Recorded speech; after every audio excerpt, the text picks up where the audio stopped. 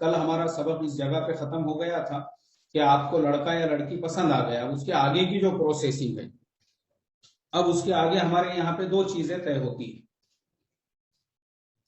یا تو نکاح کی تاریخ طے ہو جاتی ہے، اور یا تو لوگ جو ہے منگنی کو ترجیح دیتے ہیں، بولے بھائی پہلے منگنی کریں گے، اس کے بعد دیکھیں گے نکاح کی کیا تاریخ طے کرنا ہے کیا نہیں کرنا ہے۔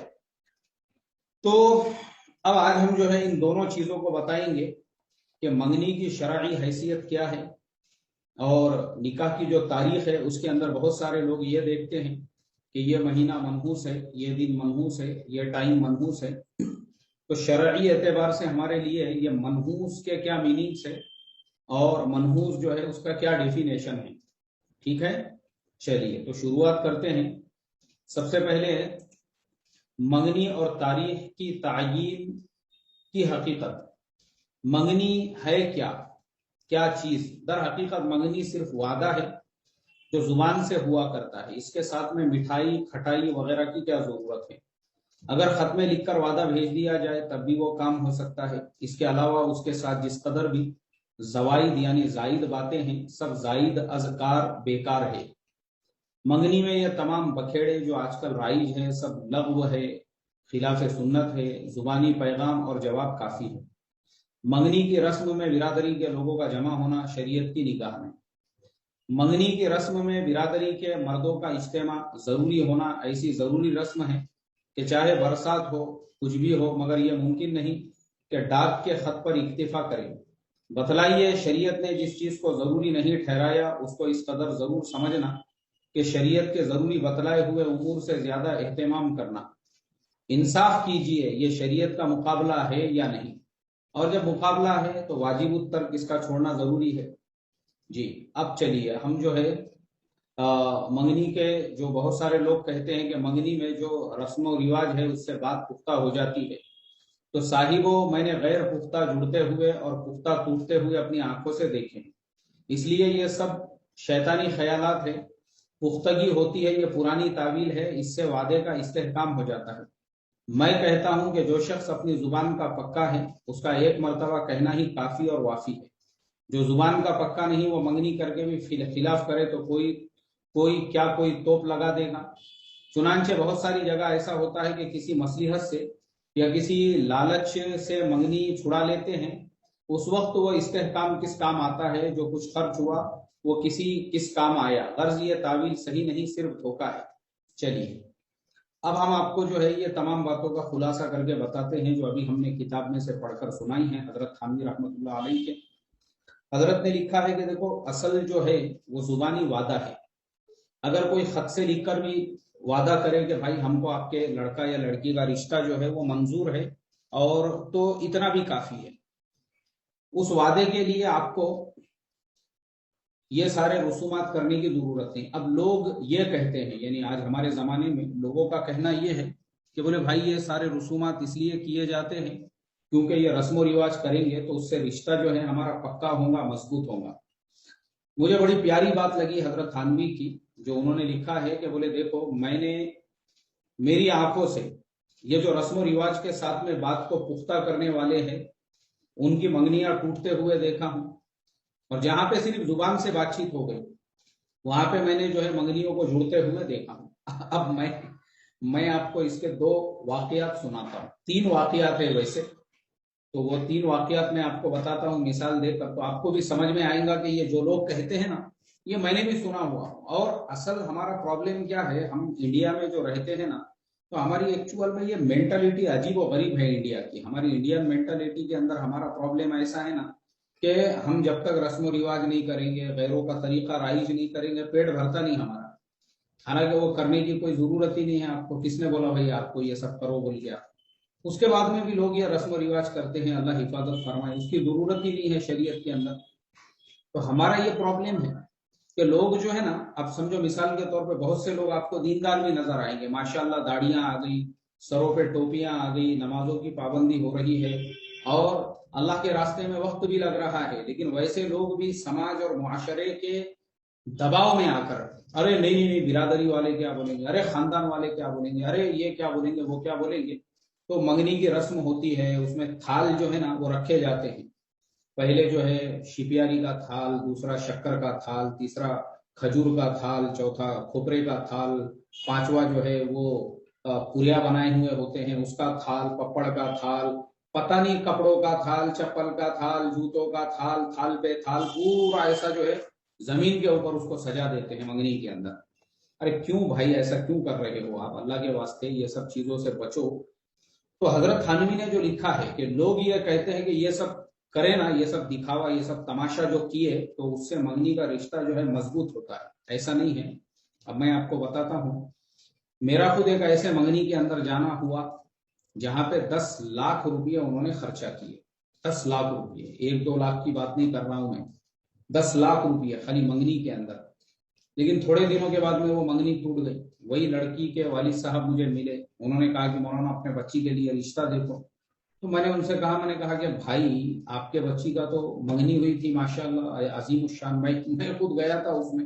अब बहुत सारे लोग मेरे से ये भी सवाल करते हैं, बोले यार मौलाना तुम मिसालें देते, 10 लाख की मंगनी हुई थी और 50 लाख का वलीमा हुआ था, और फिर ये भी आप बोलते कि भाई मैं खुद गया था। तो मैं गया किस लिए था? अगर मैं नहीं जाता तो तुमको मिसाल कैसे दे सकता था? तो मिसाल देने के वास्ते जाना जरूरी था ना मुझे। तो मैं खुद वहां पे गया, तो मैंने देखा कि इतना खर्चा करने के बाद में भी वो वलीमा, वो जो मंगनी थी वो टूट गई। और फिर बाद में ऐसा हुआ कि लॉकडाउन के जमाने में एक सादी जगह पे वो रिश्ता जम गया बगैर मंगनी के। पहले ठोकर खाए, 10 लाख खर्चा करके दिमाग ठिकाने पे आया, तो दूसरी मर्तबा क्या किए, खाली एक जगह बैठ गए और जुबानी एक दूसरे से बातचीत की, और बातचीत करने के बाद उन्होंने वो मंगनी कर दी। तो एक वाकया तो ये है, और दूसरा वाकया जो है वो ये है, दूसरा जो वाकया है वो ये है कि एक साहब जो है लीडर टाइप के आदमी थे, वो एक जगह पे एक शहर में उनको एमएलए के इलेक्शन में खड़ा रहने का था। तो एमएलए के इलेक्शन से पहले उन्होंने अपने बेटे की मंगनी तय की है, ताकि अपने इलाके के एरिया के लोगों को अपना वजन बता सके कि मैं कितना बड़ा लीडर हूँ, पुठारी हूँ। तो उस प्रोग्राम के अंदर सारे अतराफ के एमएलए, एमपी, नगर सेवक और लीडर और पार्टियों के सदर और अध्यक्ष, ऐसा उन्होंने जो है 6,000 लोगों को दावत दी है। 6,000 लोगों को वली वो उसके अंदर मंगनी की रस्म में, और 6,000 लोगों को दावत देने के बाद में पता चला कि वो मंगनी भी थोड़े दिनों के बाद में टूट गई। अब मुझे आप बताओ, 6,000 लोगों को दावत देके वो मंगनी में फायदा क्या हुआ? मतलब हजरत थानवी ने 100 साल पहले लिखी हुई ये बात है कि साहिबो, मैंने बहुत सारे पुख्ता मंगनियों को टूटते हुए देखा, और बहुत सारी जो हल्की फुल्की मंगनियां हैं उसको जुड़ते हुए देखा। और वो हल्की फुल्की मंगनी तो खुद हमारे फर्जंद जो हसन हाशमी का अभी निकाह हुआ, वो सेम टू सेम ऐसा ही हुआ जैसे हजरत थानवी ने लिखा है ना कि आप खत में भी लिख देते। तो ऐसे ही मैंने खाली उनको फोन पे बोला, मैं बोला हमने आपको जुबान दे दी है, हम अगले साल बकरीद के बाद में निकाह करेंगे और रमजान के बाद शादी की तारीख तय करेंगे। उससे पहले मैं बोला हम अभी जो है शादी के इसमें नहीं है, तैयारी में नहीं है, लेकिन हम 1 साल बाद करेंगे। हमने आपको जुबान दे दी, हमारी यही मंगनी हो गई। हमको कोई जरूरत नहीं है बिरादरी को, खानदान को, पानदान को, उगालदान को बताने की कि भाई मंगनी जो है ऐसे होती है, जिसमें ये थाल लेके आओ, वो थाल लेके आओ, ऐसा करो वैसा करो। मैं बोला मेरे पास कहाँ इतनी फुर्सत है बाजार में से जाके ये सारे थाल जमा करने के वास्ते में। तो हमने तुमको फोन पे बोल दिए, वो हो गई बात खत्म। और माशाल्लाह अभी जो है निकाह भी हो गया उनका। तो बहरहाल ये दोनों वाकयात मैंने आपको सुनाया हूं। तो इसके लिए सबसे पहला आज के सबक का खुलासा यही है कि शरई एतबार से मंगनी की कोई हैसियत नहीं है। आपको लड़का पसंद आ गया, आपको लड़की पसंद आ गई, वहीं बैठो, अपने खानदान के 2-4 बुजुर्गों को साथ में ले लो, बैठ गए सब 4 लोग 5 लोग, उनके भी कुछ लोग हो जाते हैं, ऐसे 10-12 लोग मिलके बैठ गए और उनके सामने जो है जुबानी बात तय हो गई। भाई देखो माशाल्लाह फलाने साहब की बेटी हमारे लड़के को के लिए हमने तय कर दिए रिश्ता, जुबान दे दी आपको। इंशाल्लाह हमारा वादा है 6 महीने के बाद, साल भर के बाद, 2 साल के बाद, 3 साल के बाद जो भी आपको करना है, लेकिन ज्यादा गैप नहीं होना चाहिए, क्योंकि ज्यादा गैप होता है ना तो फिर रिश्ते टूट जाते हैं। उसी दरमियान में लड़के को फिर कोई और लड़की पसंद आ गई, लड़की का किसी और के साथ में जो है ताल्लुक हो गया, फ्रेंडशिप हो गई और फिर मसले खड़े हो गए। ऐसा नहीं होना चाहिए, कम से कम गैप देना चाहिए हमने जरूरत के एतबार से, और कोशिश ये करना चाहिए जल्दी से जल्दी निकाह करने की। एक चीज तो ये हो गई आज के सबक का मेन पॉइंट ये है। दूसरी चीज, मान लो एक लड़का और एक लड़की का रिश्ता अब तय हो गया है, دونوں کے بھی درمیان میں رشتہ جو ہے وہ طے ہو چکا ہے. اب وہ رشتہ دونوں کا طے ہونے کے بعد میں اب لڑکا اور وہ لڑکی جو ہے وہ ان دونوں کے لیے آپس میں ایک دوسرے سے چیٹ کرنا، آپس میں ایک دوسرے سے بات کرنا، آپس میں ایک دوسرے سے ملنا، آپس میں ایک دوسرے سے بائک رائڈ کرنا، یعنی جتنی بھی چیزیں ہیں یہ سب اس کے لیے جائز ہے یا نہیں ہے. آج ہم آپ کو وہ مسئلہ بتاتے ہیں. شرعی اعتبار سے جب تک اس لڑکے اور اس لڑکی کا نکاح نہیں ہوتا، نکاح، لڑکی جو ہے ایجاب اور لڑکا جب تک اس کو اپنے نکاح میں قبول نہیں کرتا تو اس طرح کے رشتے کی کوئی حیثیت نہیں ہے. ایک چیز یاد رکھو، شرعی اعتبار سے اس طرح کے رشتے کی کوئی حیثیت ہی نہیں ہے کہ لڑکے نے اس کو قبول کیا یا نہیں کیا، لڑکی نے اس کو قبول کی یا نہیں کی. یہ کوئی حیثیت ہی نہیں ہے ان کی. خالی منگنی کے ذریعے سے گھر کے بڑے لوگوں نے دونوں کا رشتہ طے کر دیے تھے. اب اس بنیاد کے اوپر دونوں کو میاں بیوی کی حیثیت حاصل نہیں ہوگی. اس کے لیے دونوں کے لیے بھی ایک دوسرے سے ملنا، ایک دوسرے سے بات کرنا، ایک دوسرے سے چیٹ کرنا، ایک دوسرے کے ساتھ میں بائک رائڈنگ وغیرہ پہ جانا، یہ بالکل بھی حرام ہوگا، ناجائز ہوگا.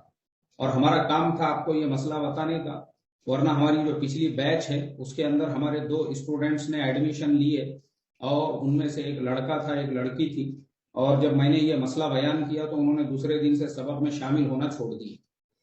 تو میں نے ان کو سمجھایا، میں بولا بھائی کیوں تم نے ایسا کیے؟ بولے ہم نے ایسا اس لیے کیے کیونکہ ہماری منگنی ہو چکی ہے اور ہم تو ایک ساتھ میں بائک پہ گھومنا چاہتے ہیں، ہم تو یہ سوچ رہے تھے کہ آپ اس کو الاؤ کریں گے.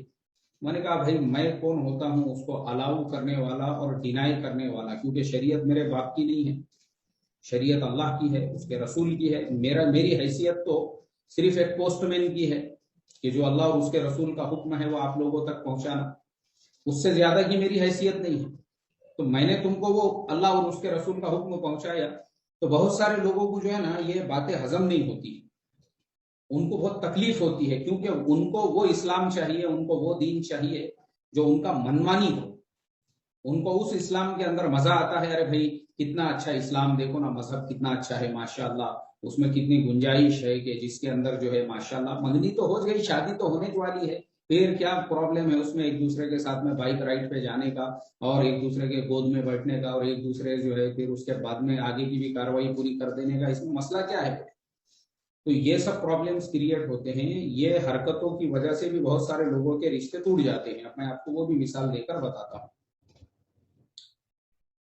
ایک صاحب نے اپنے بیٹے کے منگنی میں 10 لاکھ روپیہ خرچہ کیے، اور وہ منگنی کے 6 مہینے کے بعد ایک دن اچانک میں روڈ سے گزر رہا تھا، وہ ادھر سے گزر رہے تھے، انہوں نے مجھے آواز دی، میں رک گیا. پھر ہم دونوں نے ایک ہوٹل میں بیٹھ کے چائے پیے.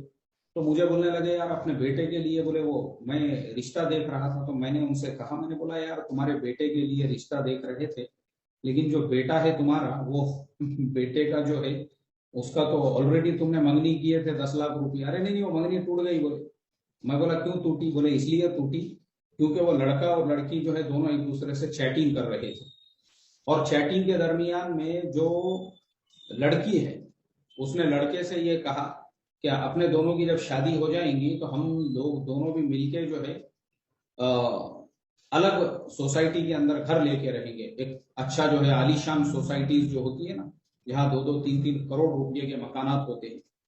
لڑکے نے بولا یار میں تو نہیں آ سکوں گا کیونکہ میرا جو باپ کا گھر ہے ماشاءاللہ وہ بھی اچھا خاصا ہے، وہ چھوڑ کے میں وہاں پہ کیسے آؤں؟ تو لڑکی بولنے لگی کہ نہیں میں تو تمہارے ماں باپ کے ساتھ میں وہ گھر میں نہیں رہوں گی. لڑکے نے بولا لیکن میرے ماں باپ کا میں ایک لوتا بیٹا ہوں، جب اتنا بڑا بنگلہ ہے، اتنا بڑا مکان ہے، سب کچھ ہے، تو میں وہ چھوڑ کے کرائے کے طور پہ ایک سوسائٹی میں جا کے کیوں رہوں؟ میرے کو ضرورت ہی نہیں ہے اس کی. لڑکی ماننے کو تیار نہیں. آپ دونوں میں وہی مسئلے کو لے کے لڑائی جھگڑے شروع ہو گئے. لڑکی کہنے لگی کہ میں تمہارے ماں باپ کے ساتھ نہیں رہوں گی. لڑکے نے کہا کہ میں تو میرے ماں باپ کو نہیں چھوڑوں گا. بس وہ مسئلے پہ دونوں کے بیچ میں واٹ شیپ کے اوپر ہی لڑائی جھگڑے، تیری میری، اٹھا پٹک، کبڈیا سرپاٹیا سب ہو گئے، اور اس کے بعد میں جو ہے دونوں کا رشتہ ٹوٹ گیا. اللہ حفاظت فرمائے. دونوں کا بھی رشتہ ٹوٹ گیا. اور پھر وہ جو شاعر نے کہا ہے، بولے باہر آنے سے پہلے خزاں چلی آئی، تو وہ دونوں کا بھی حال وہی ہو گیا کہ باہر آنے سے پہلے خزاں چلی آ گئی، رشتہ ٹوٹ گیا. اللہ حفاظت فرمائے. تو اس کے لیے شریعت نے جو چیز سے منع کیا ہے انسان نے اس سے دور رہنا چاہیے. اور اس سے شریعت نے منع کیا ہے. اس سے منع کیا ہے شریعت نے اس سے منع کیا ہے کہ لڑکا اور لڑکی دونوں ایک دوسرے سے چیٹنگ کرے، دونوں ایک دوسرے سے بات کرے، دونوں ایک دوسرے سے ملے، دونوں ایک دوسرے کے ساتھ میں بائک رائڈنگ کرے رشتہ جمنے کے بعد میں. تو اس سے ہم نے پرہیز کرنا چاہیے، اس سے ہم نے بچنا چاہیے جس سے شریعت نے منع کیا ہوا ہے. نہیں تو پھر وہی حال ہوگا کہ رشتے ٹوٹیں گے، رشتے جمیں گے نہیں، رشتے ٹوٹ جائیں گے. تو اس کا ہم نے خیال رکھنا چاہیے، اس پہ ہم نے دھیان دینا چاہیے.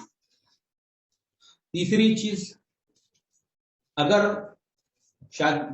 لڑکا لڑکی ایک دوسرے کو پسند آ گئے اور پسند آنے کے بعد لڑکے والوں اور لڑکی والوں نے یہ طے کیے کہ بھائی چلو ان کی فوراً جو ہے اپن شادی کی تاریخ طے کر لیتے ہیں، یا چلو جب بھی کبھی شادی کی تاریخ طے کر رہے ہیں تو شادی کی تاریخ میں منحوس دنوں اور منحوس مہینوں کا خیال رکھنا، اور یہ دیکھنا اس کے اندر کہ کون سے دن منحوس تھے اور کون سے جو ہے دن ہمارے لیے اچھے تھے. یہ مسلمانوں کا طریقہ نہیں ہے، بلکہ یہ ہمارے برادران وطن کا طریقہ ہے. ہمارے جو برادران وطن ہیں ان کے نزدیک ان کے جو پنڈت جی ہوتے ہیں،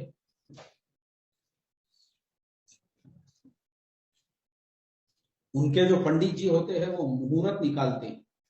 مہورت، شبھ مہورت، پنڈت جی مہورت نکالی ہے کہ پنڈت جی کا جو پھلیتا ہوتا ہے وہ نکالتے ہیں. اس کے بعد اس کو مراٹھی میں پنچانگ کہتے ہیں، پنچانگ. وہ پنچانگ کو اوپن کر کے پھر وہ اس کے اندر ستارے ملاتے ہیں، اور ستارے ملانے کے بعد میں پھر لڑکا لڑکی والوں کو خوشخبری سناتے ہیں. بولے بدھائیاں، دولہا اور دلہن کے جو 56 ستارے تھے وہ دونوں ایک دوسرے کو مل گئے ہیں. واہ واہ، دونوں طرف سے پھر شہنائیاں بجائی جاتی ہیں. تو اسلام میں ایسا نہیں ہے نا. ہمارے یہاں پہ پنچانگ ہے، ہمارے یہاں پہ مہورت نکالنا ہے، ہمارے یہاں پہ ستارے دیکھنا ہے، ہمارے یہاں پہ دونوں کے بھی ستاروں کو ملانا ہے. یہ ہے نہیں ہمارے پاس میں. اللہ حفاظت فرمائے. تو اس کے لیے اسلام میں ابھی میں پڑھ کے سناتا ہوں آپ کو. ہم ان تقریبات کو خوشی کے مواقع سمجھتے ہیں، ان کے واسطے اچھے دن تلاش کیے جاتے ہیں. جنتری میں نیک ساعت دیکھی جاتی ہے، اور اس خبر میں یہ بھی خیال نہیں رہتا کہ یہ زائد ہے یا یہ جائز ہے یا نہیں. نجومیوں پنڈتوں سے ساعت پوچھ کر بیاہ رکھا جاتا ہے. ایسا نہ ہو کہ منحوس ساعت پڑے اور یہ خبر نہیں کہ حقیقی ساعت کون سی ہے. حقیقی ساعت جس میں اللہ تعالیٰ سے غفلت ہو، جس وقت آپ نے نماز چھوڑ دی، اس سے زیادہ منحوس وقت کون سا ہو سکتا ہے؟ جو اشغال نماز چھوڑنے کا باعث ہو، ان سے زیادہ منحوس شغل کون سا ہو سکتا ہے؟ بعض لوگ تاریخ و مہینوں کو مثلا محرم کے چاند کو اور سالوں کو مثلا 18 سال کو منحوس سمجھتے ہیں، اس میں شادی نہیں کرتے. یہ اعتقاد بھی عقل اور شرع کے خلاف ہے. دراصل یہ علم نجوم کا شعبہ ہے، اور علم نجوم شرعاً مذموم اور باطل ہے. کواکب میں سعادت اور نحوست یہ ناقابل اعتبار ہے. بعض واقعات کا اہل نجوم کے موافق ہونا اس چیز کا کی دلیل نہیں ہے، بلکہ ہمارا یقین اور ہمارا جو عقیدہ ہے وہ اللہ تبارک و تعالیٰ کی ذات پر ہونا چاہیے. محرم کا مہینہ مصیبت کا مشہور ہے، جس کا سبب حضرت امام حسین کی شہادت کا واقعہ ہے. لیکن حضرت امام حسین کی جو شہادت ہے وہ اللہ کے نبی صلی اللہ علیہ وسلم کے وصال سے کئی سالوں بعد میں پیش آیا ہوا واقعہ ہے. اس چیز کا ہم نے تھوڑا سا خیال رکھنا چاہیے. چلیے، تو آج کے سبق میں ہم کو یہ سمجھ میں آیا، سب سے پہلی چیز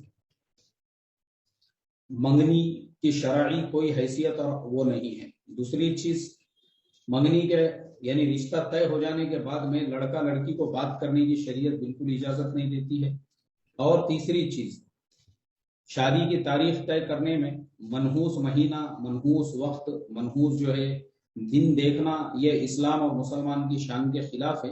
اللہ تعالی ہم تمام کی حفاظت فرمائیں اور ہم تمام کو عمل کی توفیق عطا فرمائیں. اور وہ واجب ہے مہر کا ادا کرنا. آج کا جو ہمارا سبق ہے اس میں ہم آپ کو مہر کا مسئلہ ڈیٹیل میں بتائیں گے. سب سے پہلے ہم کتاب سے شروعات کرتے ہیں. بسم اللہ الرحمن الرحیم. مہر کا بیان. نکاح میں یہ بات متعین ہوئی کہ مہر مقرر کیا جائے تاکہ خاوند کو اس نظم و تعلق یعنی نکاح کے توڑنے میں مال کے نقصان کا خطرہ لگا رہے، بلا ایسی ضرورت کے جس کے بغیر اس کو چارہ نہ ہو، اس پر جرأت نہ کر سکے. بس مہر کے مقرر کرنے میں ایک قسم کی پائیداری ہے. مہر کے سبب سے نکاح اور زنا میں امتیاز ہو جاتا ہے۔ یہی وجہ ہے کہ رسوم سلف پہلے لوگوں کے رواج میں سے اللہ کے نبی نے وجوب مہر کو بدستور جاری رکھا۔ مہر جو ہے نا، یہ اللہ کے نبی صلی اللہ علیہ وسلم سے پہلے سے سلسلہ اس کا چلتا آ رہا ہے، حضرت آدم علیہ السلام سے لے کر تو آج تک۔ تو اللہ کے نبی کے زمانے میں بھی ایکچوئل میں اسلام میں بہت ساری چیزیں وہ ہے جو اللہ کے نبی کے پہلے سے جو چیزیں چلتی آ رہی تھی، آپ نے اسلام کے بعد بھی ان کو باقی رکھا۔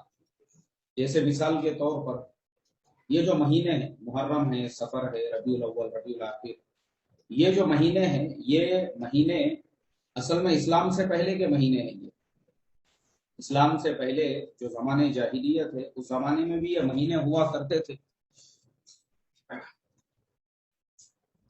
تو اللہ کے نبی نے اسلام کے بعد میں بھی ان مہینوں کو باقی رکھا، ان کو چینج نہیں کیا۔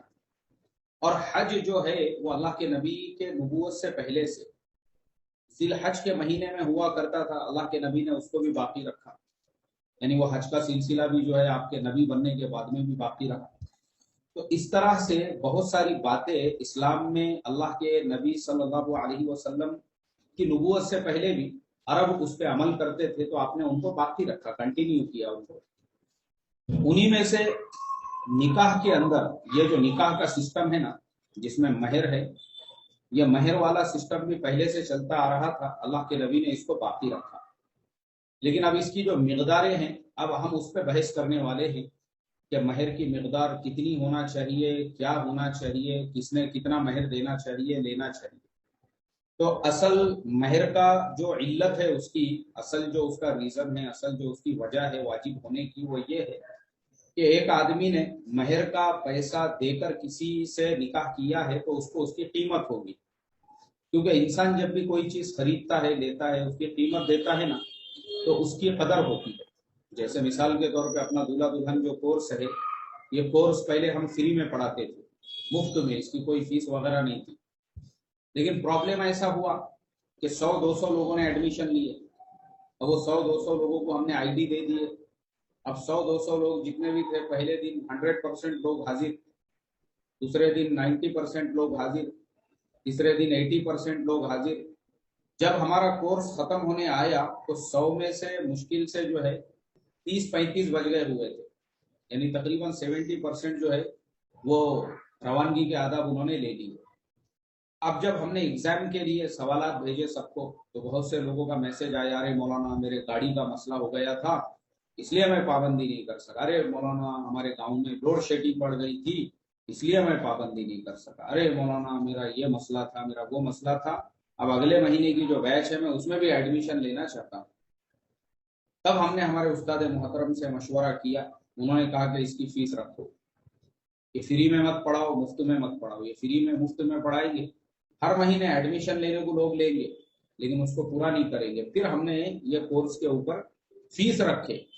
تو اب میں دیکھتا ہوں، اب سمجھو آج کی کلاس ہے، آج میں آپ لوگوں کو پڑھا رہا ہوں، تقریباً مجھے 1 مہینہ پورا ہو چکا ہے، 1 مہینہ پورا ہو گیا مکمل یہ کورس آپ لوگوں کو پڑھاتے ہوئے۔ لیکن میں دیکھ رہا ہوں کہ تقریباً 90% جو پریزنٹی ہے وہ ہے ہماری کلاس کے اندر، 90% سے زیادہ ہے میرے خیال سے، کیونکہ 1-2% جو لوگ کم ہیں، تو وہ لوگ بھی روزانہ رہتے ہیں، لیکن کبھی جو ہے کچھ تقاضا ہے، الٹرنیٹ کم زیادہ ہوتے رہتے ہیں۔ تو یہ ایسا کیوں ہے؟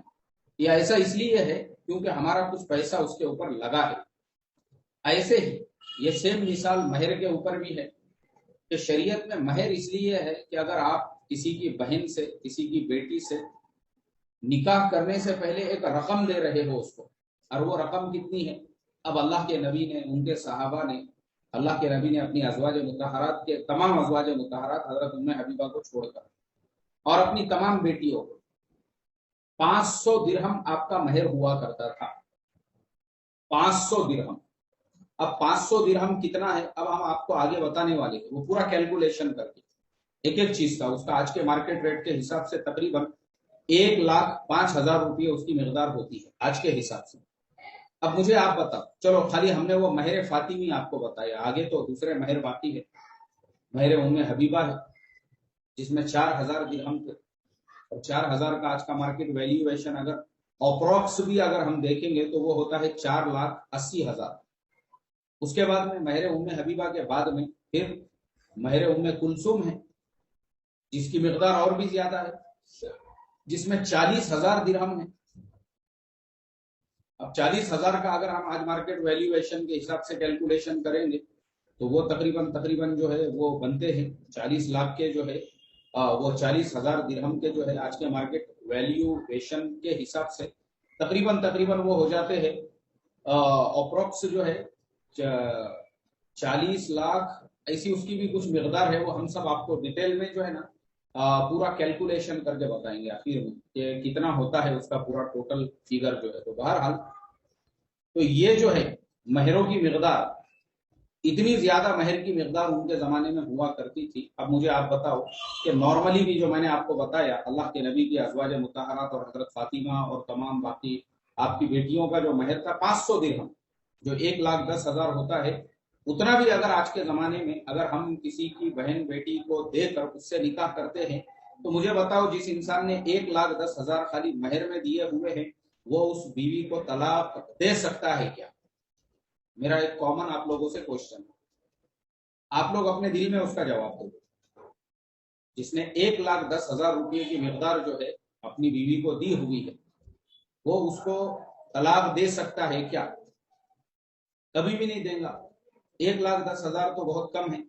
اس کے علاوہ میں آپ کو بتاتا ہوں ابھی بھی انڈیا کے اندر بعض علاقوں میں جیسے جموں کشمیر وغیرہ ہے، وہاں پہ مہر کی مقدار ہوتی ہے 3 لاکھ، 4 لاکھ، 5 لاکھ روپے، لاکھوں میں مہر ہوتا ہے وہاں۔ ہمارے ان علاقوں کے اندر جو مہر کو ہم نے ایک مذاق بنایا ہوا ہے، 5,000 روپئے مہر اور 10,000 روپئے مہر، وہاں پہ یہ مہر نہیں چلتے، بلکہ وہاں پہ جو مہر ہوتا ہے وہ 4 لاکھ، 5 لاکھ آج بھی ہوتا ہے۔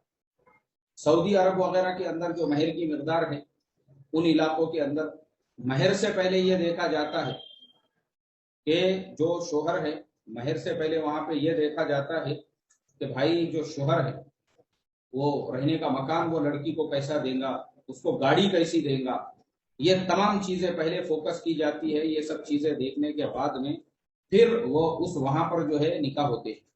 پھر نکاح میں جو مہر بھی ہوتا ہے اس کی مقدار 10 لاکھ روپئے، 1 کروڑ روپئے، 2 کروڑ روپئے۔ اب آپ مجھے بتاؤ، مہر کی مقدار اس لیے تھی تاکہ کسی کی بہن بیٹی سے نکاح ہو رہا ہے اس کو پورا رسپیکٹ دیا جائے۔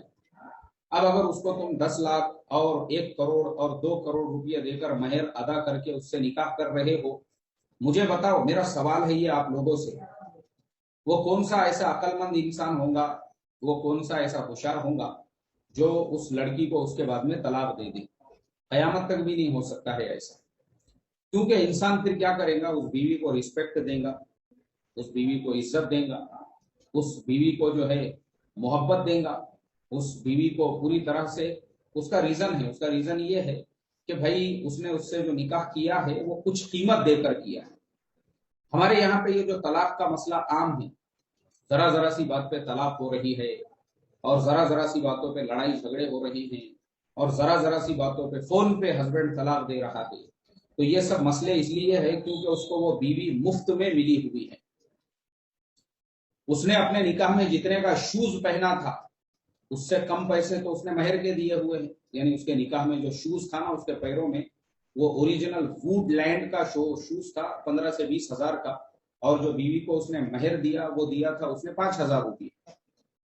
اس نے اپنے نکاح میں جو ہار پہنا ہوا تھا وہ اس سے مہنگا تھا جتنا مہر اس نے اپنے بیوی کو نکاح میں دیا ہوا ہے۔ تو اس کے لیے اس کو اس کی قدر نہیں تھا ہمارے یہاں پہ، کیونکہ میں نے خود ایسے نکاح پڑھایا ہوا ہوں۔ آپ کو میں بتاؤں اگر مثالیں دے کر تو آپ نے کبھی زندگی میں سنے نہیں ہوں گے۔ میں فارم بھر رہا ہوں ایک جگہ پہ نکاح کا، لڑکے کے والد صاحب سے میں نے پوچھا، میں بولا بھائی بولو مہر کیا طے ہوا آپ لوگوں کا؟ بولے مہر طے نہیں ہوا بولے ہمارا۔ ارے بھائی مہر تو پہلے سے طے ہونا چاہیے، جب آپ ساری باتیں کرنے کے لیے بیٹھے ہو تو مہر تو اسی وقت میں طے ہونا چاہیے۔ بولے نہیں مہر ہمارا طے ہویا ہوا نہیں۔ اچھا مہر تمہارا نہیں طے ہویا ہوا ہے، کوئی بات نہیں، اب طے کرو کیا لکھنا ہے مہر۔ 125 روپئے لکھو بولے، 125 روپیز یعنی $2، only $2۔ he has told me you should be mention there only $2 as per महर, यानी महर के लिए उस इंसान ने मेरे से कहा कि सिर्फ $2 लिखो, 125 रुपये। मैंने वो बुड्ढे से कहा, मैंने कहा भाई साहब 125 रुपये में तो मुर्गी नहीं आ रही आज के जमाने में। बाजार में अगर आप मुर्गी खरीदने के लिए जाओगे ना, चिकन की दुकान पे जाओ आप, मैं बोला 125 रुपये में तो मुर्गी नहीं आ रही है। तो जब 125 में मुर्गी नहीं आ रही है, तुमको 5.5 फीट की 35 से 40 किलो की दुल्हन चाहिए 125 रुपये में, 125 रुपये में तो मुर्गी नहीं आ रही है। तो बुढ़ा पता है आपको क्या बोलता, उसने मेरे से बोला, बोले गाय मेरी जुबान से जो अल्फाज निकल गए हुए हैं अब मैं वापस नहीं लेता। बोले मैंने बोल दिया 125 तो 125। हालांकि उस शादी के अंदर उसी लड़के के बाप ने बाजा बजाने के लिए जो लोग लेकर आया था वो दूर से लेकर आया था, एक मशहूर और मारूफ शहर था, वहां के बाजे वाले मशहूर है। बोले वो बाजे वालों को जीप का खर्चा देकर, उनकी जीप का खर्चा था कुछ 3,500-4 हजार रुपये वो जमाने में, और उनके बजाने की कुछ फीस थी 8-10 हजार रुपये, यानी 15,000 रुपये उसने बाजा बजाने वालों के ऊपर खर्चा किया। और लड़की का महर मैं उसको पूछ रहा हूं तो बोले लिखो 125 रुपये। तो ये वजह से ये जो हमारी थिंकिंग है 125 रुपये, 786 रुपये, 1100 रुपये, 2,000 रुपये, 1,500 रुपये, इस वजह से हमारे इलाके में इंसान को ऐसा लगता है अरे ये गई तो क्या होगा, दूसरी मिल जाएगी अपने को। बहुत लड़कियां पड़ी हुई है, बेकीमत समझ लिया उन्होंने, उम्मत की बहन बेटियों को मजाक बना दिया।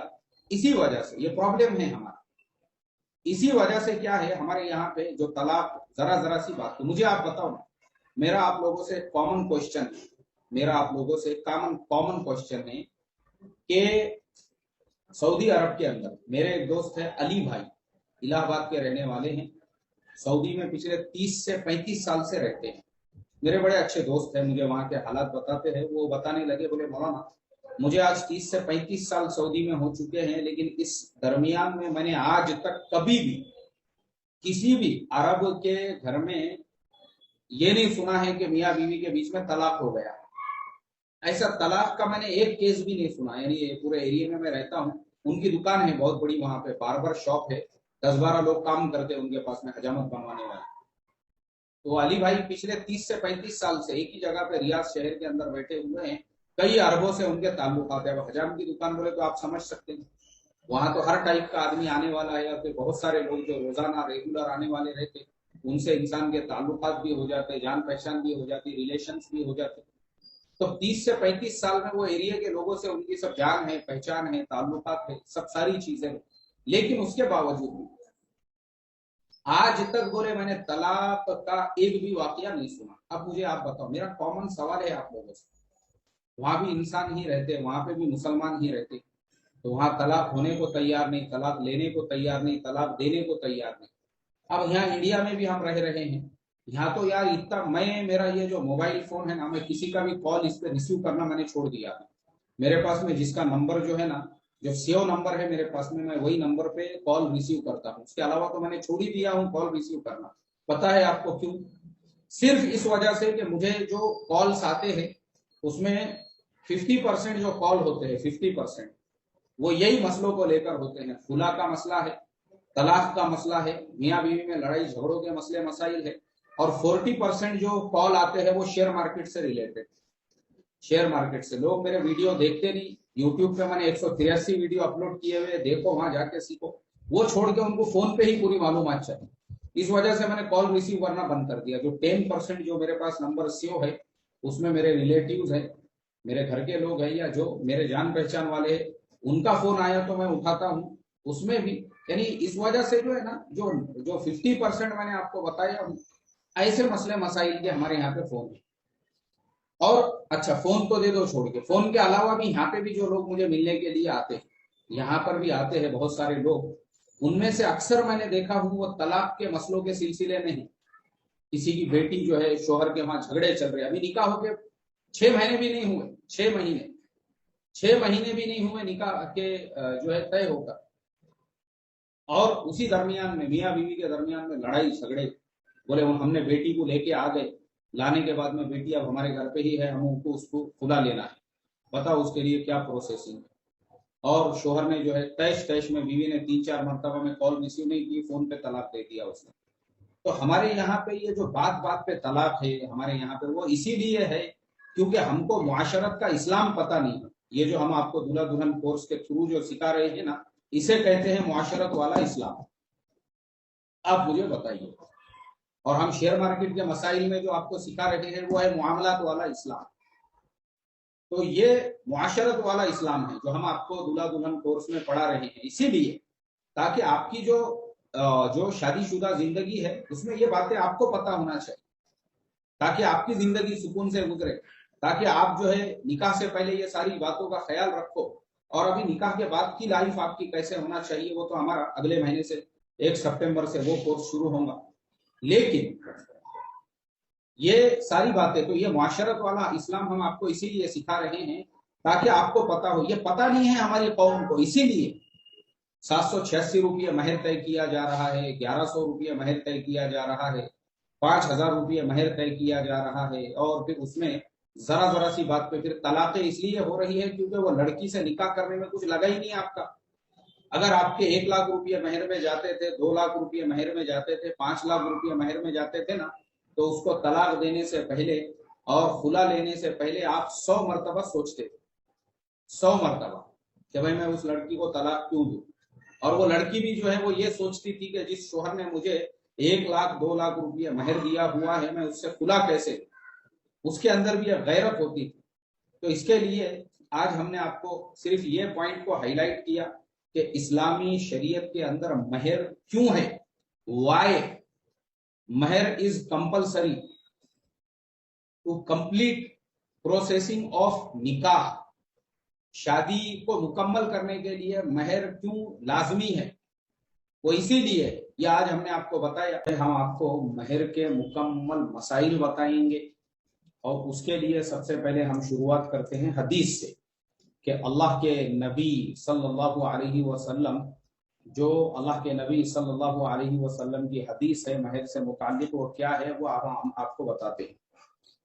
خوب سمجھ لینا چاہیے کہ اس مہر کو سرسری سمجھنا اور ادا کی نیت نہ رکھنا اتنی بڑی سخت بات ہے. حدیث شریف میں اس پر بہت ہی وعید آئی ہے.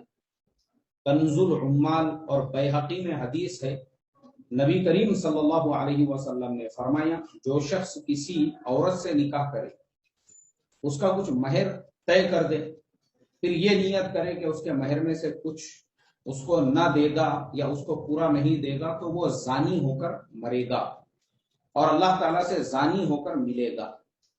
حدیث میں دوبارہ پڑھتا ہوں, اللہ کے نبی نے فرمایا جو آدمی کسی عورت سے نکاح کرے اس کا مہر بھی طے کرے اور پھر یہ نیت کرے کہ میں اس کا کچھ بھی مہر نہیں دوں گا یا اس کو پورا نہیں دوں گا, تو وہ زانی ہو کر مرے گا اور اللہ تعالیٰ سے زانی ہو کر ملے گا.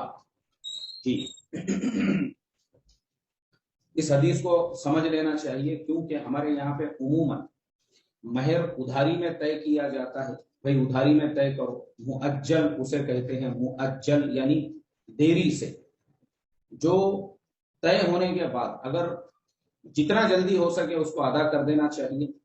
جس نے مہر طے کیا ہوا ہے اگر اس کی نیت ہی نہیں ہے مہر دینے کی, تو میاں بیوی کا جو تعلق ہے وہ زنا میں شمار ہو رہا ہے, بدکاری میں شمار ہو رہا ہے. وہ ایسے ہی ہو رہا ہے جیسے کہ 2 جانور روڈ پہ اور راستے پہ اپنا منہ کالا کرتے ہیں, وہ سیم ٹو سیم ایسا ہی ہے اگر مہر دینے کی نیت نہیں ہے تو.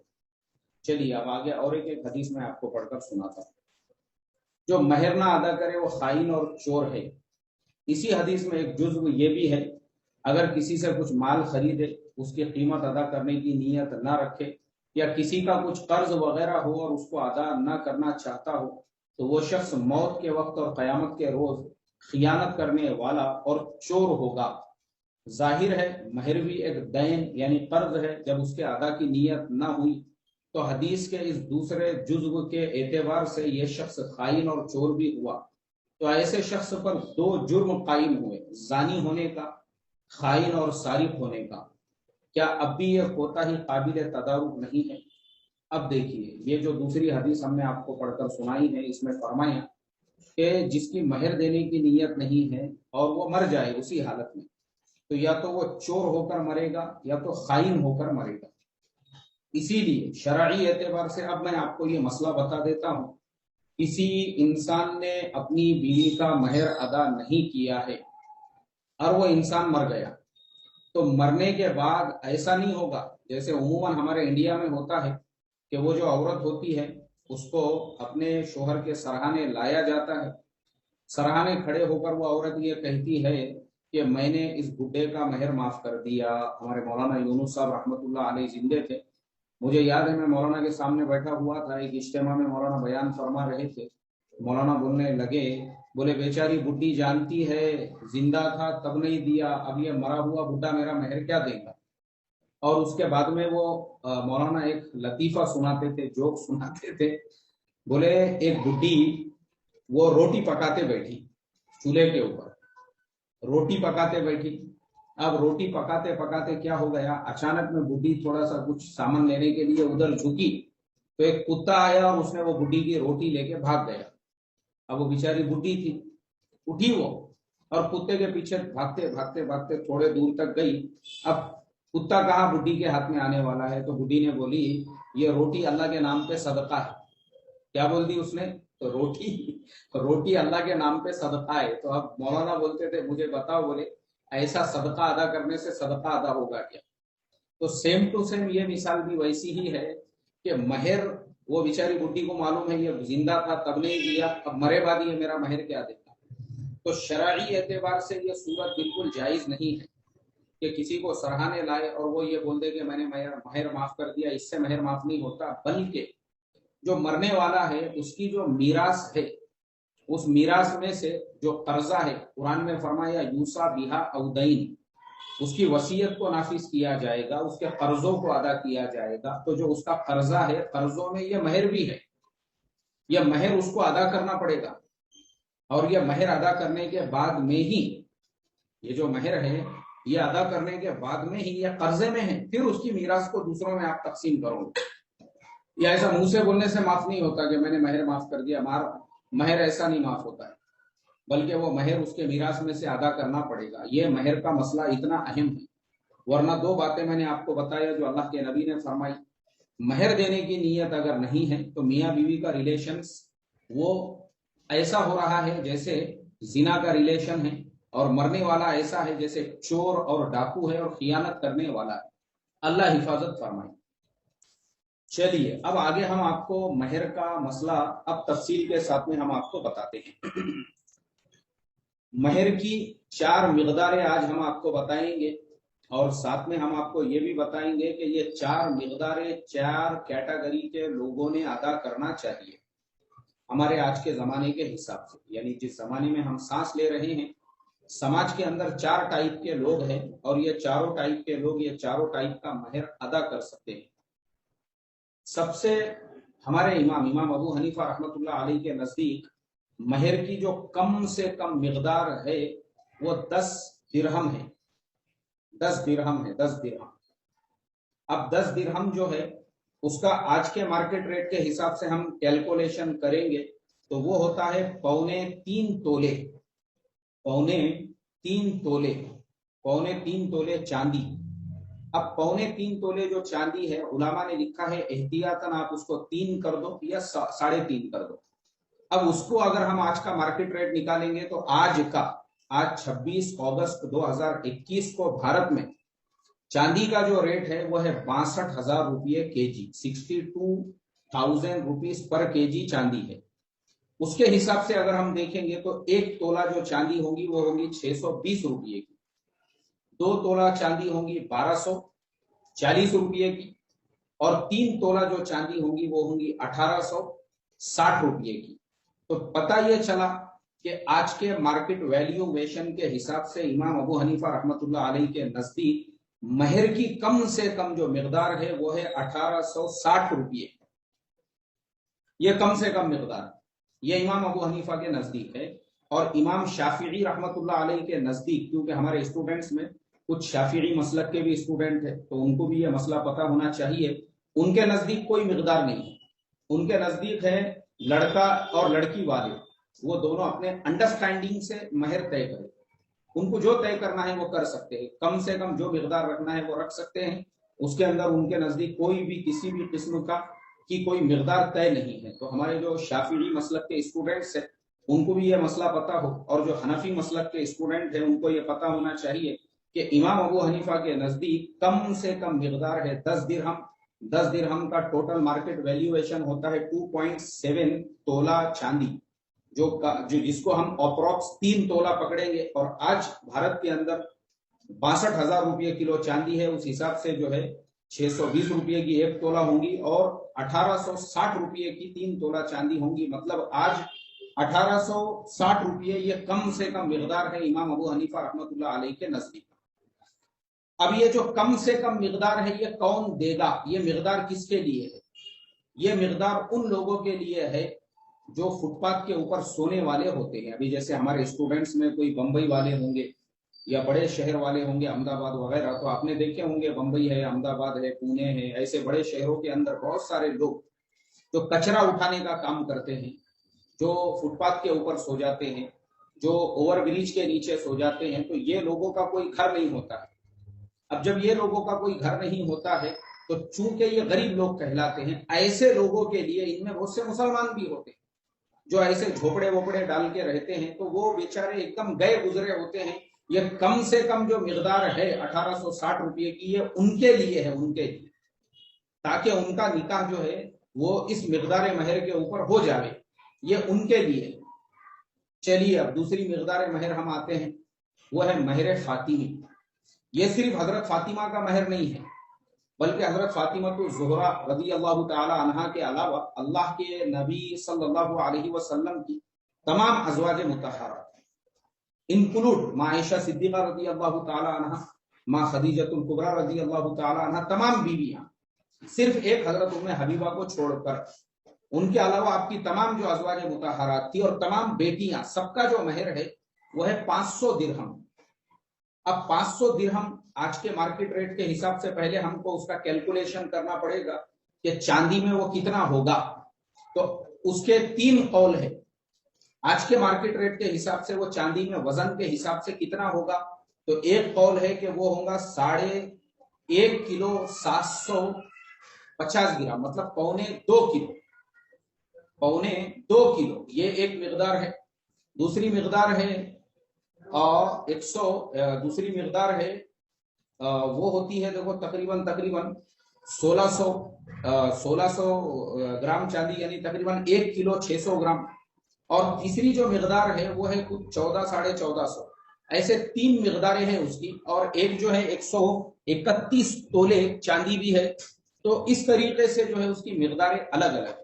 اب چلیے ہم کم سے کم جو سب سے زیادہ والی مقدار ہے وہ ہے 1.25 کلو والی، 1.25 کلو 1750 جو مقدار لکھی گئی ہے، 1750 گرام چاندی۔ تو 1750 گرام جو چاندی ہے اس کو اگر آج کے مارکیٹ ریٹ کے حساب سے اب ہم کو اس کو کیلکولیشن کرنا ہے، تو 1 کلو چاندی میں نے آپ کو بتایا وہ ہوتی ہے 62,000 روپے کی، وہ ہے 62,000 روپے کی۔ اب 62,000 میں سے اب ہم کو جو ہے اور 1.25 کلو لینا ہے، تو 1.25 کلو جب ہم 62,000 میں سے لیں گے تو اس کے لیے ہم کو کرنا پڑے گا 31,000، 31 کے پھر 2 ٹکڑے کرنا پڑیں گے، 31 کے 2 ٹکڑے کریں گے تو وہ ہوگا 15.5۔ تو 1550 روپے ہم 62,000 میں سے نکالیں گے تو وہ ہوگا، دیکھو 46,000 برابر 46,500 برابر 46,500، 46,500، اور دوسری طرف یہ ہے 62,000۔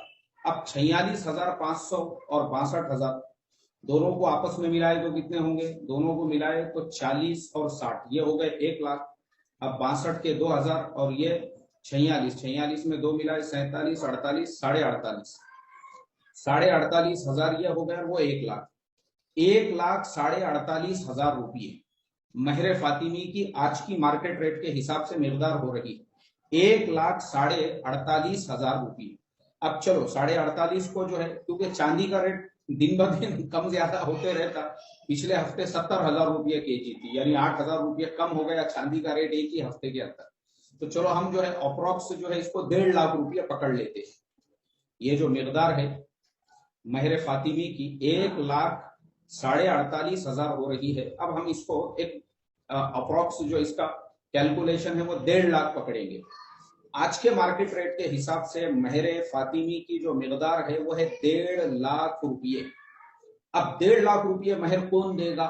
تو 1.5 لاکھ روپیے مہر آج کے زمانے کے حساب سے جو آدمی دکان ایک شو روم لے کے بیٹھا ہوا ہے, ایک دکان لے کے بیٹھا ہوا ہے, جو گاڑی چلا رہا ہے, جو آج کے زمانے کا ہر مسلمان, جو عام مسلمان آپ کو روڈ پہ راستے پہ نظر آ رہا ہے, اس نے جو ہے مہر فاطمی ادا کرنا چاہیے. جو جاب کر رہا ہے, جس کی سیلری 40,000 50,000 روپیہ مہینہ آ رہی ہے, کیا وہ اپنے بیوی کو 3 مہینے کی سیلری نہیں دے سکتا ہے مہر کے اندر؟ ایک دم کامن سینس کی بات میں آپ کو بتا رہا ہوں. آج کا جو نارمل مسلمان ہے وہ مہر فاطمی آسانی کے ساتھ میں ادا کر سکتا ہے, کیونکہ میں نے ایسے ایسے شادیوں میں شرکت کیا ہوں جہاں لوگوں نے بولے ہم بہت غریب ہیں, ہمارے پاس کچھ نہیں ہے, لیکن پتا چلا کہ دودھے کا شوز 20,000 کا اور اس کی شیروانی 25,000 کی اور اس کے کپڑے 30,000 کے. ارے بھائی کس نے بولا تجھے؟ یہ ساری فضول خرچی اور ولیمے پہ 4 لاکھ 5 لاکھ روپیہ خرچ کر رہے ہیں, اور جب بیوی کا مہر دینے کا آیا موقع تو پوچھ رہے ہیں امام ابو حنیفہ کے نزدیک کم سے کم مقدار کتنی؟ تو یہ جو ہے کم سے کم مقدار تمہارے لیے نہیں, یہ ایک دم گئے گزرے جو لوگ ہیں, جو ایک دم گئے گزرے, میں نے جیسے بتایا جو بھیک مانگنے والے ہیں, کچرا اٹھانے والے ہیں, یہ 1,860 روپیے جو کم سے کم مقدار ہے 10 درہم والی ہے ان کے لیے. آپ کے لیے تو یہ ہے مہر فاطمی, جو نارمل ایک مڈل کلاس لائف سٹائل جینے والا جو مسلمان ہے اس نے مہر فاطمی یعنی 1.5 لاکھ روپیہ بیوی کو مہر دینا چاہیے. چلیے اب مہر کی یہ 2 مقداریں ہو گئی. اب تیسری مقدار ہے مہر ام حبیبہ. مہر ام حبیبہ کی مقدار ہے 4,000 درہم.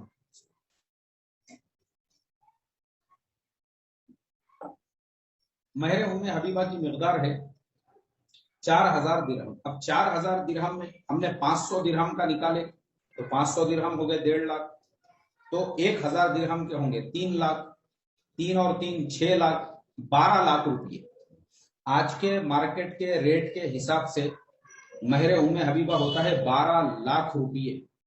اب 12 لاکھ روپیے مہر یہ کون ادا کریں گے؟ تو 12 لاکھ روپیے مہر بھی کوئی بہت بڑی مقدار نہیں ہے. یہ مہر وہ مسلمان ادا کریں گے جو ماشاءاللہ بڑے بڑے جو کانٹریکٹ لیتے ہیں, بلڈنگوں کے کانٹریکٹ, 1 کروڑ کا کانٹریکٹ لے لیے, 5 کروڑ کی بلڈنگ کا کانٹریکٹ لے لیے, اور جو ہے برج بنانے کا کانٹریکٹ لے لیے.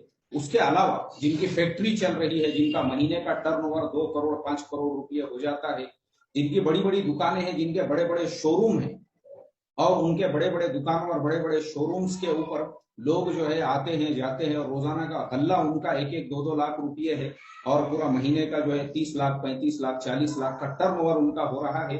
تو ایسے جو مڈل کلاس سے تھوڑے اوپر کی کلاس کے لوگ ہیں, تو ویسے مسلمان آسانی کے ساتھ میں وہ مہر ام حبیبہ ادا کر سکتے ہیں, یہ ان کے لیے ہے. اب مجھے آپ بتاؤ نا, ایک مسلمان کا مہینے کا ٹرن اوور 1 کروڑ 2 کروڑ کا ہے یا 30-35 لاکھ روپیے کا ہے, اور جو لڑکا ہے ان کے گھر کے سامنے جو گاڑیاں کھڑی ہوئی ہے, BMW ہے, ہونڈا سٹی ہے, اس طرح کی کاریں ہیں, ساری چیزیں ہیں, ویسا اگر کوئی مسلمان یہ کہے کہ نہیں میں بھی جو ہے 11,000 اور 20,000 اور 21,000 میں مہر دوں گا, تو شرم کی بات ہے بھائی, وہ مقدار آپ کے لیے نہیں. ابھی جیسے میں آپ کو مثال دے کے بتاتا ہوں, مجھے جو ہے بمبئی سے ایک صاحب کے فرزند کے نکاح کا دعوت نامہ آیا تھا. وہ دعوت نامہ جو تھا وہ 500 روپیہ کا چھاپا ہوا تھا, اور جس کا وہ دعوت نامہ تھا تو پتا کیا میں نے تحقیقات, تو پتا چلا اس انسان کی 100 سے زیادہ وہاں پہ ٹیکسیاں چلتی ہے, اور ہر ٹیکسی کا روزانہ کا کرایہ اس کو 500 روپیہ آتا ہے, یعنی ڈیلی کی 50,000 روپیے کی اس کی انکم ہے. اب مجھے آپ بتاؤ, ایک انسان 500 روپیے کا شادی کارڈ چھاپ رہا ہے, 50,000 اس کی روزانہ کی انکم ہے. اب وہ انسان بھی اگر 11,000 25,000 اس طرح کا مہر رکھیں گا تو پھر شرم کی بات ہے. تو جب تم لوگوں کو 500 کے کارڈ بانٹ رہے ہو, تم اپنی پوزیشن بتانے کے لیے بڑے بڑے ہال کر رہے ہو, تو ویسے لوگوں کے لیے کوئی بھی امپاسبل نہیں ہے مہر ام حبیبہ ادا کرنا, جو 4,000 درہم ہوتا ہے, جو آج کے حساب سے 12 لاکھ روپیے ہو رہے ہیں. چلیے اب مہر کی ایک دم اپر کلاس جو مہر ہے وہ ہے مہر ام کلثوم.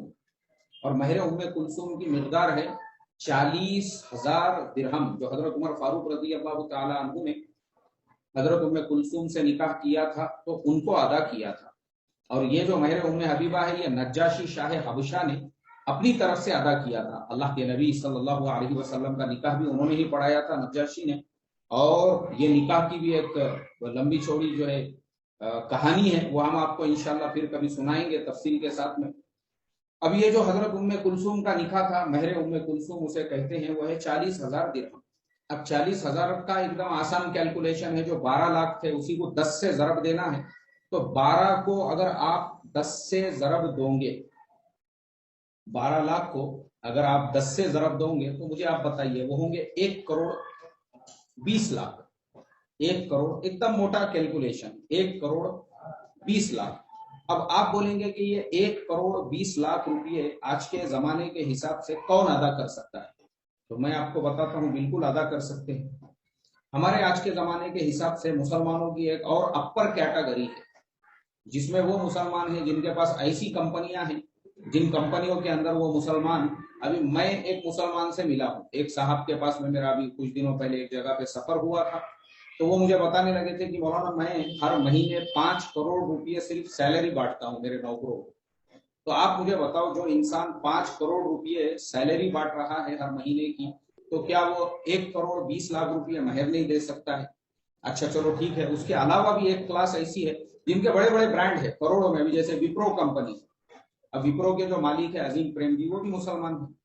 اب انہوں نے جو ہے کم سے کم 1,00,000 کروڑ روپئے، 1.5 کروڑ روپئے تو ڈونیشن میں دے دیے انہوں نے۔ اب جو مسلمان 1.5 کروڑ روپئے ڈونیشن میں بانٹ سکتا ہے، تو مجھے آپ بتاؤ 1,20,00,000 روپئے مہر دینا اس کے بیٹے کے لیے کون سی بڑی بات ہے؟ ان کے علاوہ بھی بڑے بڑے یہ جو کمپنیاں ہیں، بہت بڑے مسلمانوں کو کم مت سمجھو آپ۔ انڈیا کے اندر مسلمانوں کو اللہ نے اتنا نوازا ہوا ہے کہ ابھی یہ جو یہ چل رہا تھا، کیا کہتے ہیں اس کو، یعنی ابھی یہ جو نوٹ بندی گورنمنٹ کی طرف سے ہوئی تھی، تو نوٹ بندی کے زمانے میں ایک صاحب کے بارے میں پڑھ رہا تھا، مسلمان صاحب ہی ہے، جن کے گھر میں 5,000 کروڑ روپئے انہوں نے یہ دیواروں کے اندر ایسے بیچ بیچ کے اندر نوٹوں کے بنڈل رکھے ہوئے تھے، 1,500 کے 5,000 کروڑ روپئے۔ تو آپ بتاؤ مجھے، ایسے یہ کروڑ 2 کروڑ تو چلر ہے لوگوں کے لیے۔ آج کے زمانے میں اللہ نے اتنا نوازا ہوا ہے مسلمانوں کو بھی، تو ویسے جو لیول کے مسلمان ہیں، ایک دم اپر کلاس کے، اپر کیٹیگری کے۔ اچھا، ابھی میں احمد آباد کے بارے میں پڑھ رہا تھا، کبھی میں نے ابھی 1 مہینہ 2 مہینے شاید پہلے پڑھا تھا کہ ایک مسلمان صاحب نے خالی نمبر پلیٹ کے لیے، نمبر پلیٹ یعنی جو گاڑی پہ نمبر پلیٹ ہوتی ہے، وہ گاڑی کچھ جتنے کی تھی نا، تو کم سے کم اتنے ہی پیسے خالی نمبر پلیٹ کے دیے انہوں نے، وہ بھی کم سے کم 30-40 لاکھ روپئے کچھ ہوتے۔ مجھے تو حیرت ہوئی، میں نے بولا خالی نمبر کے لیے اتنے پیسے؟ پتا چلا اس کی بولی لگی، اس کی ہراسی ہوئی، کیا ہوا، وہ مسلمان صاحب تھے جنہوں نے اتنا مہنگا نمبر خریدے تھے۔ تو آپ مجھے بتاؤ، جب ایک مسلمان خالی نمبر لینے کے لیے اتنے پیسے خرچ کر سکتا ہے، تو اس کے لیے کیا بڑی بات ہے؟ تو اس کے لیے آج کے سبق کا خلاصہ یہی ہے، مہر کی 4 مقداریں ہم نے آپ کو بتائی ہے، مہر فاطمی، مہر ام کلثوم، مہر ام حبیبہ، مہر ام کلثوم، اور مہر کی کم سے کم مقدار۔ اور چاروں مقداروں کو ہم نے آپ کو بتایا، جو 4 کیٹیگری کے مسلمان ہیں، یہ ان کے لیے لازمی اور ضروری ہے کہ وہ اس کو ادا کریں۔ تو میں یہ امید کرتا ہوں الحمدللہ کہ آپ تمام لوگوں کے مہر کا مسئلہ جو ہے وہ سمجھ میں آ گیا ہوگا، ٹھیک ہے؟ چلیے، اب مہر کے بعد میں اگلا جو مسئلہ ہے وہ ہے جہیز کا مسئلہ۔ مہر تو ابھی الحمدللہ آپ لوگوں کو سمجھ میں آ گیا۔ اب نکاح کے اندر دوسرا ایک مسئلہ جو خاص طور پہ کھڑا ہوتا ہے، وہ ہوتا ہے جہیز کا مسئلہ۔ اب جہیز میں بھی 2 قسمیں ہمارے یہاں پہ ہو چکی ہے، کیونکہ ہم انڈیا کے مسلمان ہیں، تو ہمارا اسلام بھی جو ہے وہ انڈین ہے۔ تو ہمارا جو انڈین اسلام ہے، وہ انڈین اسلام کے اندر جہیز میں بھی کیا ہوتا ہے، ایک تو لڑکے کے کپڑوں کے نام پر ایک رقم لی جاتی ہے، اس کو میرے خیال سے بہار، جھارکھنڈ کے علاقے میں تلک کی رقم کہتے ہیں، اور ہمارے یہاں مہاراشٹرا میں اور حیدرآباد وغیرہ کے علاقے میں اس کو جوڑے کی رقم کہتے ہیں۔ یعنی جوڑے کی رقم یا تلک کی رقم، یعنی دونوں جو چیزیں ہیں وہ سمجھنا چاہیے۔ تو یہ جو رقم ہوتی ہے، یہ کیا کیا جاتا ہے کہ لڑکی والے اپنے خوشی سے، یا پھر لڑکی والوں کو مانگا جاتا ہے، جیسے لڑکا اگر ڈاکٹر یا انجینئر ہے تو 10 لاکھ، 5 लाख रुपये जोड़े के नाम पर, यानी जो पहनने के कपड़े होते हैं उसके नाम पर वो लिए जाते हैं। जैसा लड़के का स्टैंडर्ड होगा, अगर वो ताजिर है, दुकानदार है, 2 लाख 1 लाख, मतलब ऐसे लोग जो है लड़की वालों से पैसे मांगते हैं, उनसे इस तरह से पैसे लेते हैं। चलिए अब इस मसले को हम कुरान और हदीस की रोशनी में देखते हैं कि ये जो तिलक की रकम है या जोड़े के जो पैसे है या तिलक की जो रस्म है, ये कुरान और हदीस में कहीं है क्या? तो हमको अल्लाह के नबी की शरीयत में कहीं पर भी इसका वजूद नहीं मिलता है। ना अल्लाह के नबी की सीरत में मिलता है, ना ही नबी करीम सल्लल्लाहु अलैहि वसल्लम के सहाबा की जिंदगियों में ये चीज मिलती है। तो ये चीज हमारे समाज और हमारे मुआशरे में आई कहाँ से? तो पता ये चला कि हमारे समाज में ये आई हमारे बिरादरान वतन के यहाँ से, क्योंकि हम जो बिरादरान वतन यानी हमारे हिंदू भाइयों के साथ में रहते हैं, तो इस तरह की रस्म और इस तरह के जो रिवाज है उनके यहाँ पे बहुत ज्यादा है। उनके यहाँ पे जब लड़का लड़की को देखा जाता है तो उसी वक्त में लड़के के जोड़े की रकम तय होती है। तो अभी इस मसले में हम मुसलमानों ने क्या करना चाहिए? तो हमारे लिए साफ तौर पर यह लेना बिल्कुल भी नाजायज है और हराम है। एक चीज याद रखो, बिल्कुल नाजायज है। अब आप बोलेंगे नहीं, अगर लड़की वाले अपनी खुशी से दे तब भी नाजायज है, एक रस्म है ये, उसको तोड़ने के लिए आपने इनकार करना चाहिए। रस्म आ रही है, आप बोलेंगे वो अपने खुशी से ही देते हैं, लेकिन फिर भी आपने नहीं लेना चाहिए। और ये लाजमी है, जरूरी है, इस चीज को समझो। हमारे यहाँ पे इंडिया में मैंने देखा हूं बहुत सारे लोग वो ऐसे छोटे छोटे मसाइल पूछते हैं, ऐसे छोटे छोटे, जैसे मिसाल के तौर पे एक मरतबा मैं जहाँ पे इमामत करता था, तो मुझे जो है थोड़ा सा बारिश के अंदर बाइक के ऊपर मस्जिद में मैं नमाज पढ़ाने के लिए पहुंचा, तो मेरे पाजामे के ऊपर 2-4 कतरे पड़ गए बारिश के। तो एक साहब जो है वो मेरे मुंडी आगे करके मेरे से कहने लगे, बोले इमाम साहब आपके कपड़े पे जो है ना बारिश के 2-4 कतरे पड़ गए हुए। तो मैंने कुछ नहीं कहा उनसे, मैंने कहा कोई बात नहीं, नमाज इसमें हो जाती है, ये कोई ऐसा नहीं है कि इस पे कोई नापाक पानी के धब्बे पड़े हुए हैं, ये बारिश का यानी पानी है ये। और वो भी ऐसे मुख्तसर जो निशान थे वो जो नजर भी नहीं आ रहे थे। अब आप सोचो, इतनी मामूली बात है ये।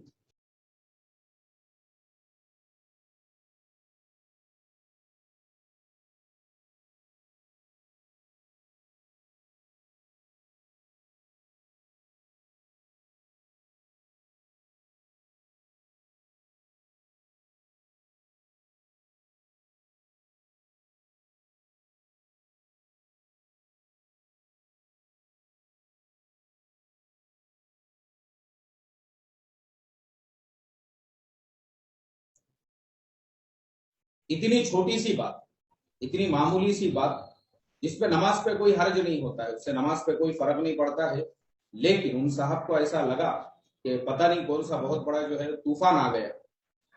लेकिन वहीं पर जो है वो साहब अपने बेटे के लिए जो है एक जगह रिश्ते की बात कर रहे थे। वो जब वापस आए तो मेरी उनसे मुलाकात हुई। मैं बोला हाजी साहब आप नजर नहीं आए आज दोहर में असर में? नहीं, बोले वो हमारे फर्जंद के रिश्ते की तारीख की बातचीत थी, मैं वहां गया हुआ था। मैं बोला माशाल्लाह हो गई बातचीत तय? हाँ बोले मौलाना बातचीत भी तय हो गई और अल्लाह का इतना बड़ा करम हो गया, लड़की वालों का दिल जो है ना वो इतना बड़ा था बोले कि वो लड़की वालों ने 5 लाख रुपये दे दिए बोले जोड़े के लिए। मैंने कहा हाजी साहब वो तो नाजायज है आपके लिए, यानी इमाम साहब के पाजामे पे बारिश के 2-4 कतरे पड़ गए तो हाजी साहब जो है उनका डिप्रेशन ये हो गया, ऊपर हो गया ब्लड प्रेशर, कि पता नहीं मेरी नमाज होती या नहीं होती। लेकिन वही हाजी साहब इसको गुनाह नहीं समझ रहे हैं कि लड़की वालों से उन्होंने 5 लाख रुपये लेकर आए, बल्कि इसको अल्लाह का करम समझ रहे हैं। देखो ये है हमारी अकल, ये है हमारी सोच, अल्लाह हिफाजत फरमाए। तो खुलासा ये है कि ये चीज जुल्म है, बिल्कुल भी जायज नहीं है। लड़की वाले अपनी खुशी से भी दे, तब भी आप उनको इनकार करो, आप उनको ये बोलो भाई हम मुसलमान हैं, हमारी शरीयत ने बिल्कुल हमको इसकी इजाजत नहीं दी है, इसलिए हम माजूर है, हम आपके ये पैसे नहीं लेंगे। अब आपको एक चीज ये बता दूं कि देखो ये जो रसूमात है, अब हमारे यहाँ पे क्या रस्म होती है, ये जो कपड़ों के मामले में एक रस्म हमारे यहाँ पे ये है कि दुल्हन के कपड़े दूल्हे वाले खरीदते हैं और वो रिवाज है। दुल्हन को 10 जोड़े लिए जाते हैं और दुल्हन को जो है जेवरात दिए जाते हैं اور دلہن کو جو ہے یہ کیا جاتا ہے وہ کیا جاتا ہے، ایسے بہت سارے رواج ہے۔ لیکن اگر آپ کو یہ رواج کو توڑنا ہے تو صاف طور پہ نکاح کی مجلس میں آپ یہ کہوں گے بھائی لڑکی والے اپنے کپڑے پہنے اور لڑکے والے اپنے کپڑے پہنے، ایک دم صاف لفظ ہو۔ لڑکی والے تم تمہارا دیکھو ہم ہمارا، TTMM اس کو انگلش میں شارٹ کٹ میں بولتے TTMM، تو تیرا میں میرا۔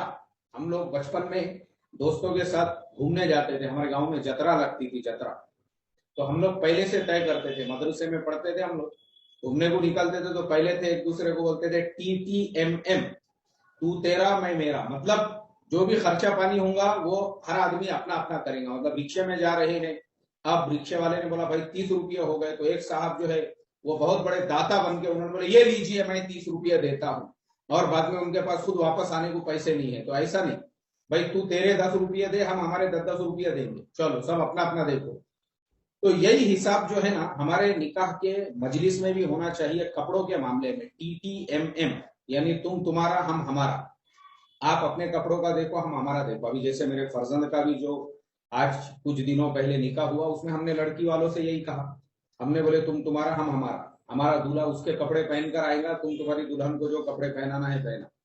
اور پھر وہ جو رواج جس کو بولتے ہیں نا 10 جوڑے دینا چاہیے، 15 دینا چاہیے۔ اب جب ہم نے ولیمہ کیے تو ولیمے کے اندر تقریباً 60 سے 70 جو جوڑے تھے ہمارے رشتہ داروں نے میری اہلیہ کو ہدیے میں دیے، یعنی ان کی بھی 6-7 بہنیں ہیں، پھر ان کے بھائی ہے، پھر ان کے بھی ہے، پھر میری بہنیں ہیں، میرے بھائی لوگ ہیں، سب لوگوں نے جو کپڑے لے کر آئے۔ اب دلہن ہمارے گھر پہ آ گئی، دلہن کو ہمارے گھر پہ آنے کے بعد میں ایک 10 دن 15 دن ہو گئے، پھر اس کے بعد ہم نے اپنے خوشی سے، میری جو اہلیہ ہے انہوں نے اپنی خوشی سے وہ جو کپڑے ہدیے میں آئے تھے ان کے لیے، اس میں سے جو اچھے اچھے تھے وہ نکال کے انہوں نے اپنی طرف سے دلہن کو ہدیہ دیا کہ بھائی یہ میری طرف سے تجھے ہدیہ ہے، 10 نہیں ہے 15 ہے یہ، چلو اس سے زیادہ لے لو میری طرف سے ہدیہ۔ لیکن ہم کو رسم و رواج کو توڑنا ہے۔ ایک بات یاد رکھو، میں کیا بولا وہ سمجھو پہلے میری بات، بھائی تم تمہارے کپڑوں کا دیکھو ہم ہمارے کپڑوں کا دیکھیں گے، یہ ہے۔ اور لڑکی والوں سے 1 روپیہ بھی نہیں لینا چاہیے، 1 روپیہ کپڑوں کے نام پر، جوتوں کے نام پر، شوز کے نام پر کچھ نہیں ہے، یہ ان کا کام نہیں ہے۔ آپ کے لیے شرم کی بات ہے، آپ کے زندگی کا اتنا بڑا دن ہے جس دن آپ رشتہ ازدواج میں بند رہے ہو، آپ کا نکاح ہو رہا ہے، اور ایسے موقع پر اگر آپ اپنے سسرے کے کپڑے پہن کر نکاح کی مجلس میں بیٹھو، شرم کی بات ہے یہ۔ اس لیے اپنے خود کے کپڑے جو ہے ہم نے پہن کر بیٹھنا چاہیے پوری خودداری کے ساتھ۔ تو یہ مسئلہ کلیئر ہو گیا۔ جہیز کی ایک قسم، یہ پہلی قسم ہے، جوڑے کی رقم لینا یا جہیز کے لیے پیسے مانگنا، یہ مسئلہ اپنا ہو گیا کلیئر۔ اب آتے ہیں وہ جہیز کے اوپر جو جہیز کی عموماً لوگ لڑکی والوں کو لسٹ دیتے ہیں کہ ہم کو جہیز میں یہ چاہیے، ہم کو جہیز میں وہ چاہیے، ہم کو گاڑی چاہیے، ہم کو کار چاہیے، ہمارے لڑکے کو بلیٹ چاہیے، ہمارے لڑکے کو بائک چاہیے۔ تو اب اس کے بارے میں پہلے میں آپ کو کتاب میں پڑھ کر سناتا ہوں اور آگے پھر پڑھتا ہوں۔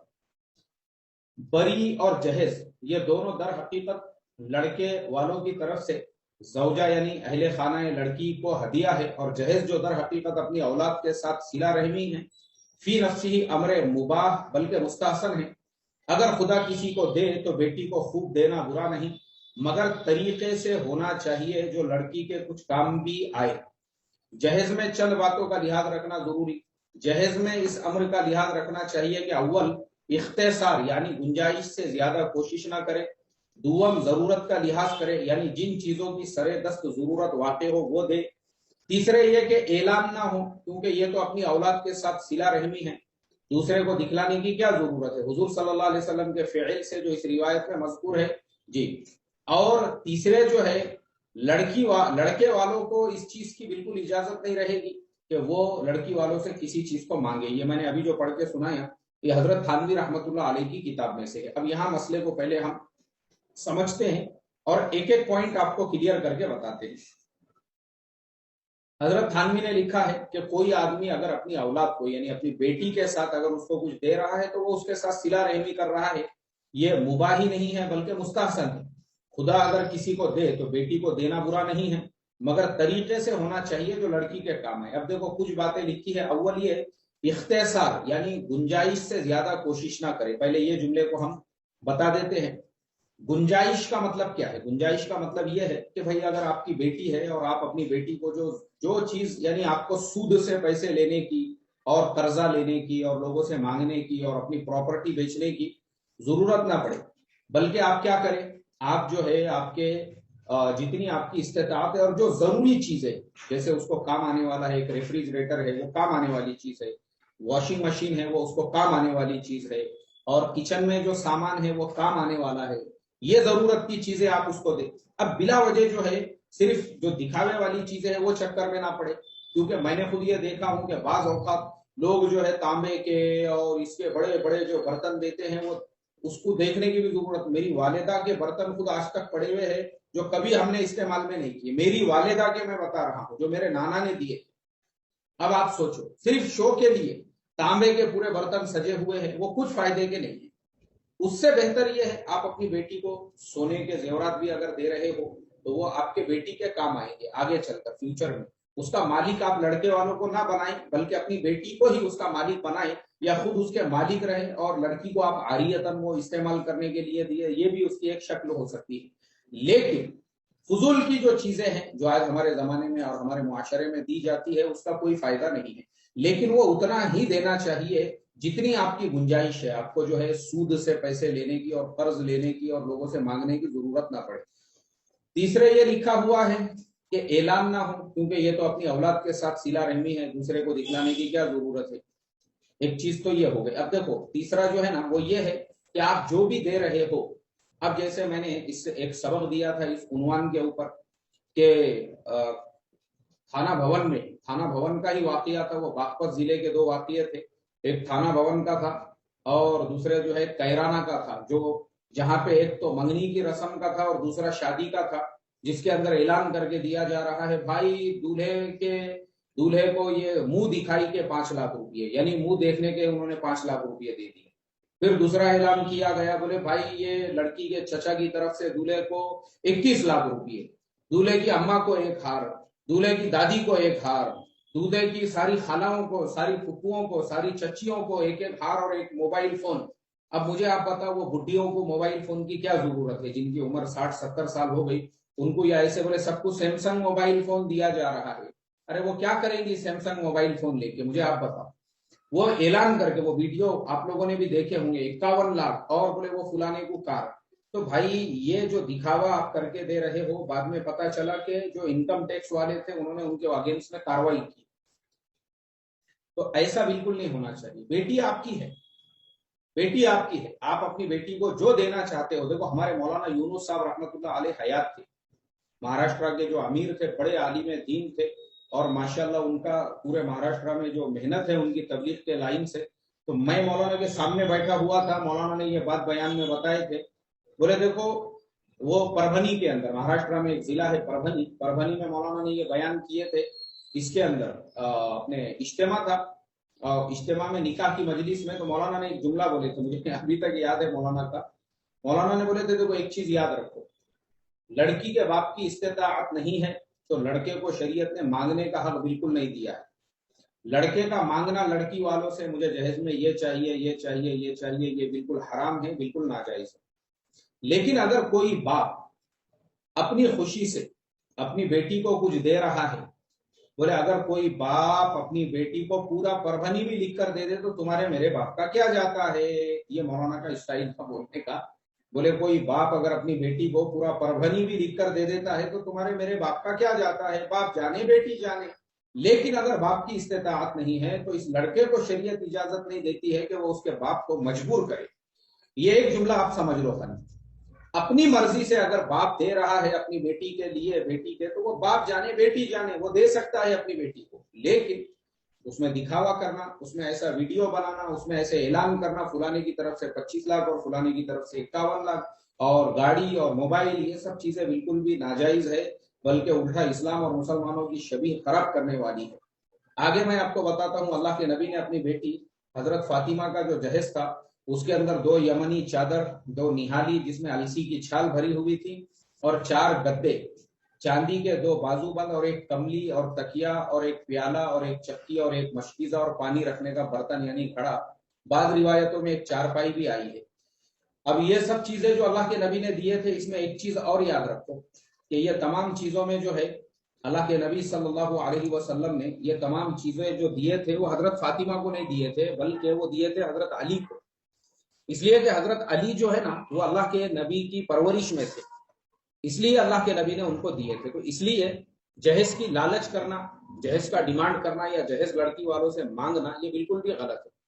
ابھی ہم جو ہمارے بھی نکاح کی کاروائی ہوئی اس میں نے صاف لفظوں میں لڑکی والوں سے ہم نے یہ کہا تھا ہم کو آپ کا کچھ بھی نہیں چاہیے، اور نہ ہی ہم آپ کو یہ بولیں گے کہ بھائی آپ کی بیٹی ہے آپ کو جو دینا ہے وہ دے سکتے ہیں. یہ بھی ہمارا یہ بھی ایکسپیکٹیشن نہیں، ہم کو کچھ نہیں چاہیے تمہارے سے، جو دینے کا ہے وہ بھی مت دو آپ. ہمارے کو اللہ کے فضل و کرم سے ہر ضرورت کی چیز ہے ہمارے پاس میں، ہم کو تمہارے سے کوئی ایکسپیکٹیشن نہیں ہے. بس تم ٹینشن مت لو. میں نے لڑکی کے والد صاحب سے 3 مرتبہ جو ہے مختلف اوقات میں یہ پوچھا، میں بولا بھائی تم نے کچھ قرضہ وغیرہ تو نہیں لیے کسی سے؟ ایسا قرضہ وغیرہ لے کے بالکل نکاح مت کرو، بلکہ اپنے کو ایک دم سادگی کے ساتھ میں اس چیز کو منعقد کرنا ہے. تو بہرحال یہ میں آپ کو بیچ میں مثال اس لیے بھی دیتا ہوں تاکہ آپ لوگوں کو پتا چلے کہ دیکھو ہمارے دل ہماری نیتیں جو ہے نا وہ صاف ہونا چاہیے. اب میں آپ کو بتاؤں، جب میرا نکاح ہوا تھا میرے سسرے صاحب نے بھی مجھے جہیز کے اندر ایک پنکھا دیے تھے. کون سا پنکھا دیے تھے؟ یہ جو چھت کو لگا ہوا ہے وہ پنکھا نہیں، اور وہ جو پنکھا ہوتا ہے پورٹیبل یعنی جو کھڑا ہوا ہوتا ہے اور اس کو آپ گھر میں کہیں پہ بھی لے کے جا سکتے ہیں، وہ بھی پنکھا نہیں. پھر کون سا پنکھا دیے تھے؟ میرے سسرے صاحب نے جو پنکھا مجھے دیے تھے وہ پنکھا ایسا تھا، ایسا جو ہاتھ سے ہلانے کا جو پنکھا رہتا نا، اس طریقے سے جو پنکھا کیا جاتا ہے.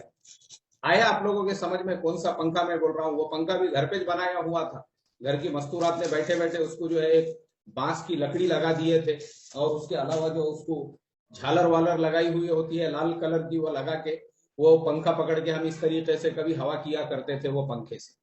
وہ پنکھا انہوں نے دی، اور ہم نے ان سے کسی چیز کا ایکسپیکٹیشن بھی نہیں کیا، نہ کوئی چیز طلب کی ہے. لیکن اللہ تبارک و تعالیٰ کبھی بھی انسان کو محروم نہیں کرتا ہے. پھر ایک وقت ایسا آیا کہ آج ہم ہمارے ہر کمرے کے اندر جو ہے نا اے سی لگا سکتے ہیں. اے سی جو رہتا نا وہ ہر کمرے کے اندر ہم لگا سکتے ہیں، کوئی مسئلہ نہیں ہے وہ لگانے میں.